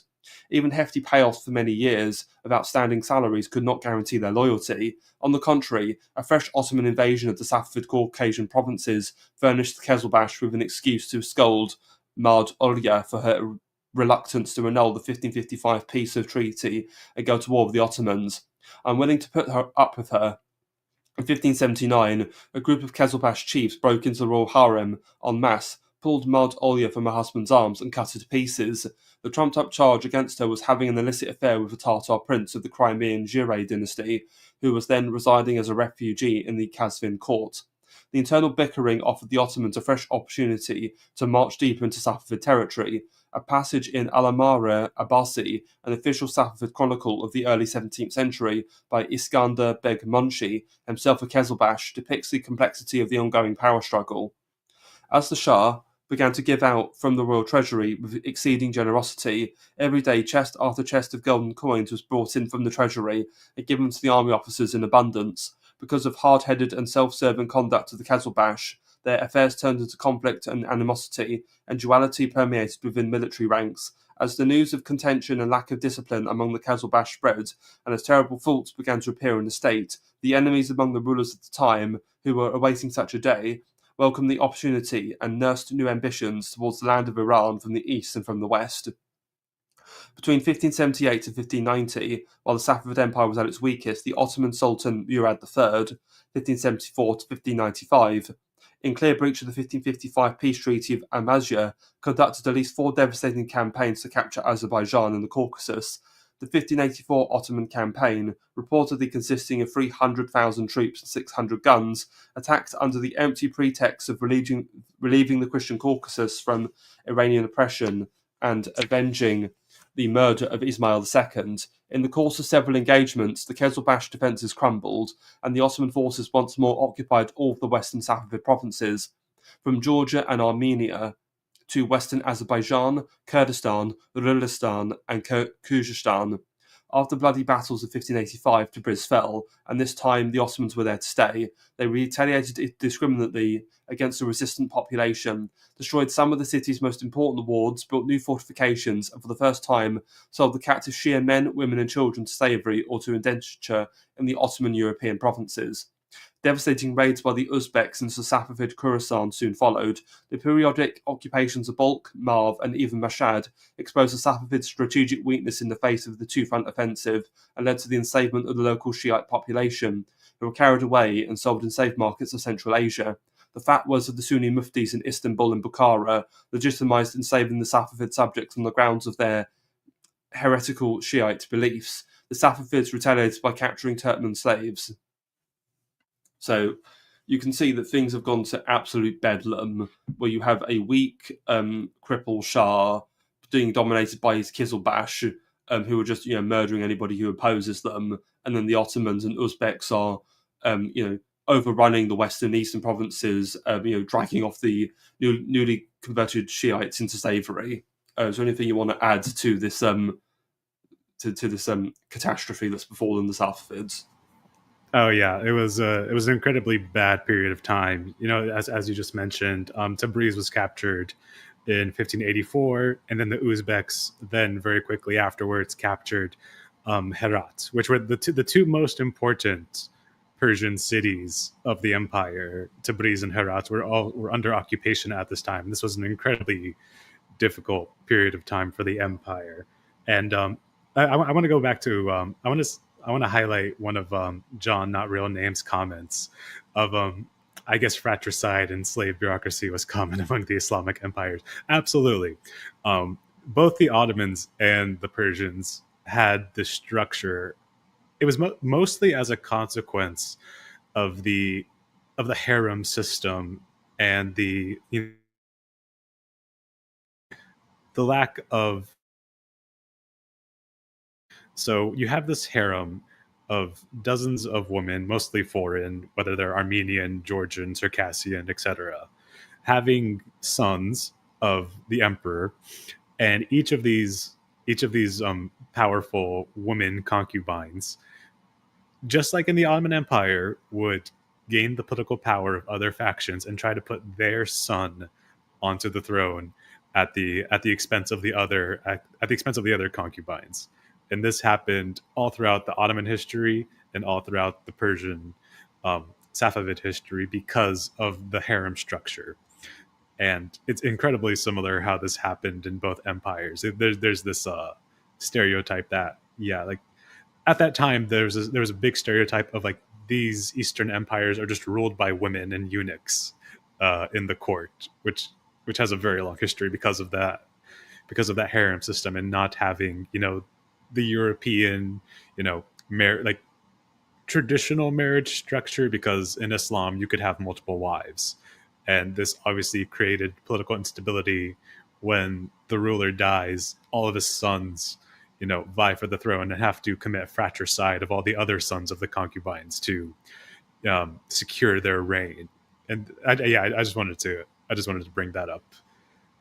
This all changes when obviously one faction wins out, and that is the faction of Abbas and his mother. As you mentioned, Khair el-Nessa. She is killed. She's the mother of Abbas, and she's the wife of Muhammad. And after Muhammad's reign is ended in the coup, Abbas the First leads a coup against his father and forces him to abdicate. And this opens. It's a very dark period of time that opens into the golden age of the Safavid Empire under Abbas. But that's for the second chapter of this series. And did you have anything else to add to that? The imperial structure of the empire. Well, again, yes, there's this term that Apostolic Majesties explored on his on his streams, the idea of the Ottoman being a sultanate of women in the late 16th and early 17th centuries. And you could almost say it's like a great long housing of these dynasties, that you've got these women and concubines starting to dominate things. And just to get a bit more into the rise of Abbas Mirza as Abbas the Great, Abbas the First. So he was actually the third son of Kodabanda, so he wasn't even the eldest son. And what happens is that he's whistled away to the east to keep him safe, and his protector is Ali Koli Khan Shamlu, the Kizilbash governor of Herat, and he declares Abbas in 1581, when he's still a child, as the Safavid Shah of Khorasan. So he literally declares him Shah just in this one region. And the plan, because the Ottomans are completely overrunning the western provinces, he fears that the Ottomans are going to carve up the Safavid Empire, and it's all going to be destroyed. And so he's just trying to stabilize his own position by using Abbas as a kind of a pawn of this new empire from which to spread in the east. And so the plan was to establish a new Kizilbash confederacy as the Ottomans were occupying these western provinces. So what then happens is the Uzbeks then occupy Khorasan, and in 1587, this is what leads to another Kizilbash officer, Morshid Koli, and 2,000 horsemen accompanying Abbas to Kazvin, where they launch this coup which forces Kodabanda to abdicate for Abbas to then come and take the throne. And the young Shah, after seeing all of this happen in his youth, he is absolutely determined that the power of the Kizilbash has to be broken if the Iranian monarchy is to survive. And so this is what he ends up setting up doing in his early reign, and that's something we're going to leave for next time. And so thank you everybody for watching. Is there any final comments you want to make, Hunger? Yeah, just to address the last comment from John. So there was no primogeniture. I thought Hitman said the Shia valued it. The Shia did value primogeniture, but it wasn't the oldest. It wasn't always the oldest son that automatically rose to power. So you have this harem structure of one emperor having multiple wives and having multiple children among these wives, where each of these women would try to maneuver their son into the position to succeed the throne. And because these weren't sons of the same mother, these were rival factions, and a lot of them, because of the harem structure, all of these women were ethnically very diverse. You had Circassians, Georgians, Armenians, etc., that wanted their, son from their ethnic group to represent their interests. So it's not that there wasn't primogeniture. It was that when you have children from different mothers, there is going to be conflict between the sons, and like fratricide is just the I don't want to call it sensible, but like the logical strategy to get rid of these other power factions who could depose you.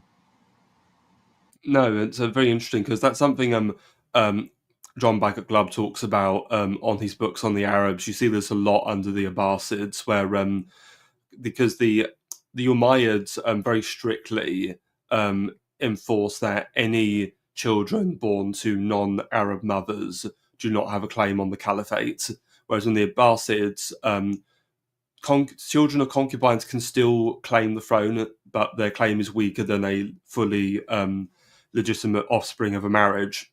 But you do actually have several caliphs that are very famously. You have Harun al-Rashid, the fifth Abbasid caliph. He was the son of a Persian concubine, and also his son al-Mamun, who was the seventh caliph. He was the son of a Persian of Harun al-Rashid's favorite Persian concubine.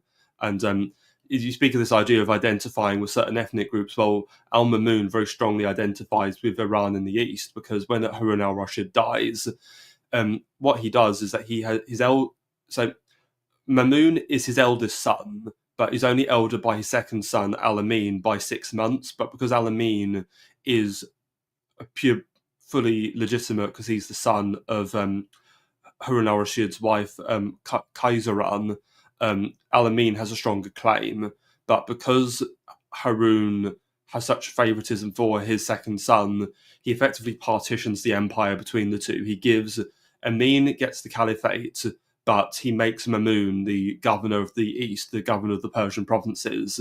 And it's actually from that position that Mamun is able to consolidate and take advantage of a lot of mistakes Amin makes to overthrow him and take the throne for himself.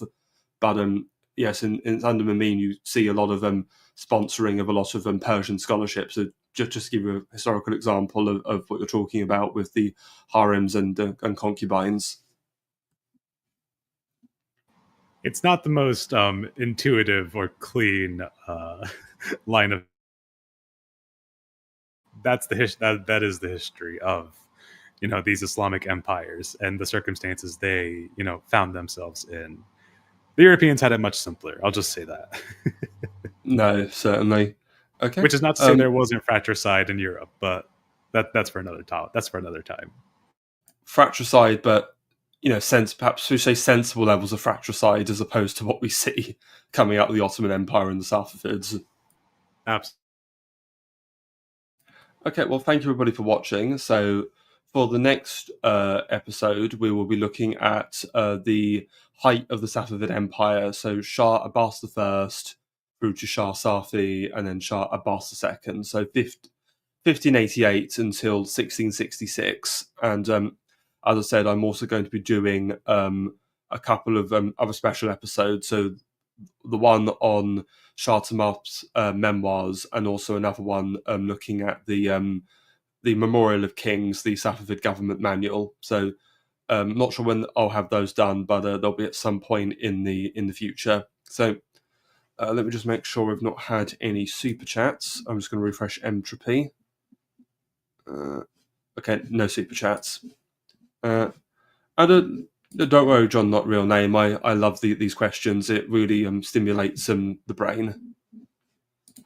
There's a lot of context we need to add where that these questions do bring up that are important to understand. So yeah, don't be sorry at all. No, certainly. Okay, well, thank you everybody for watching. Thank you, Hunger, and oh, by the way, next Tuesday, archival discourses will be resuming. Sorry, I didn't do it this week because I was ill I had a nasty cold, but I'm feeling a lot better now. So provided that the cold doesn't come back with a vengeance, I will probably be looking at reading some of Social and Cultural Dynamics by Pitirim Sorokin. So if you're interested, to give that a watch. So thank you everybody for watching, and have a good rest of the day. Bye bye.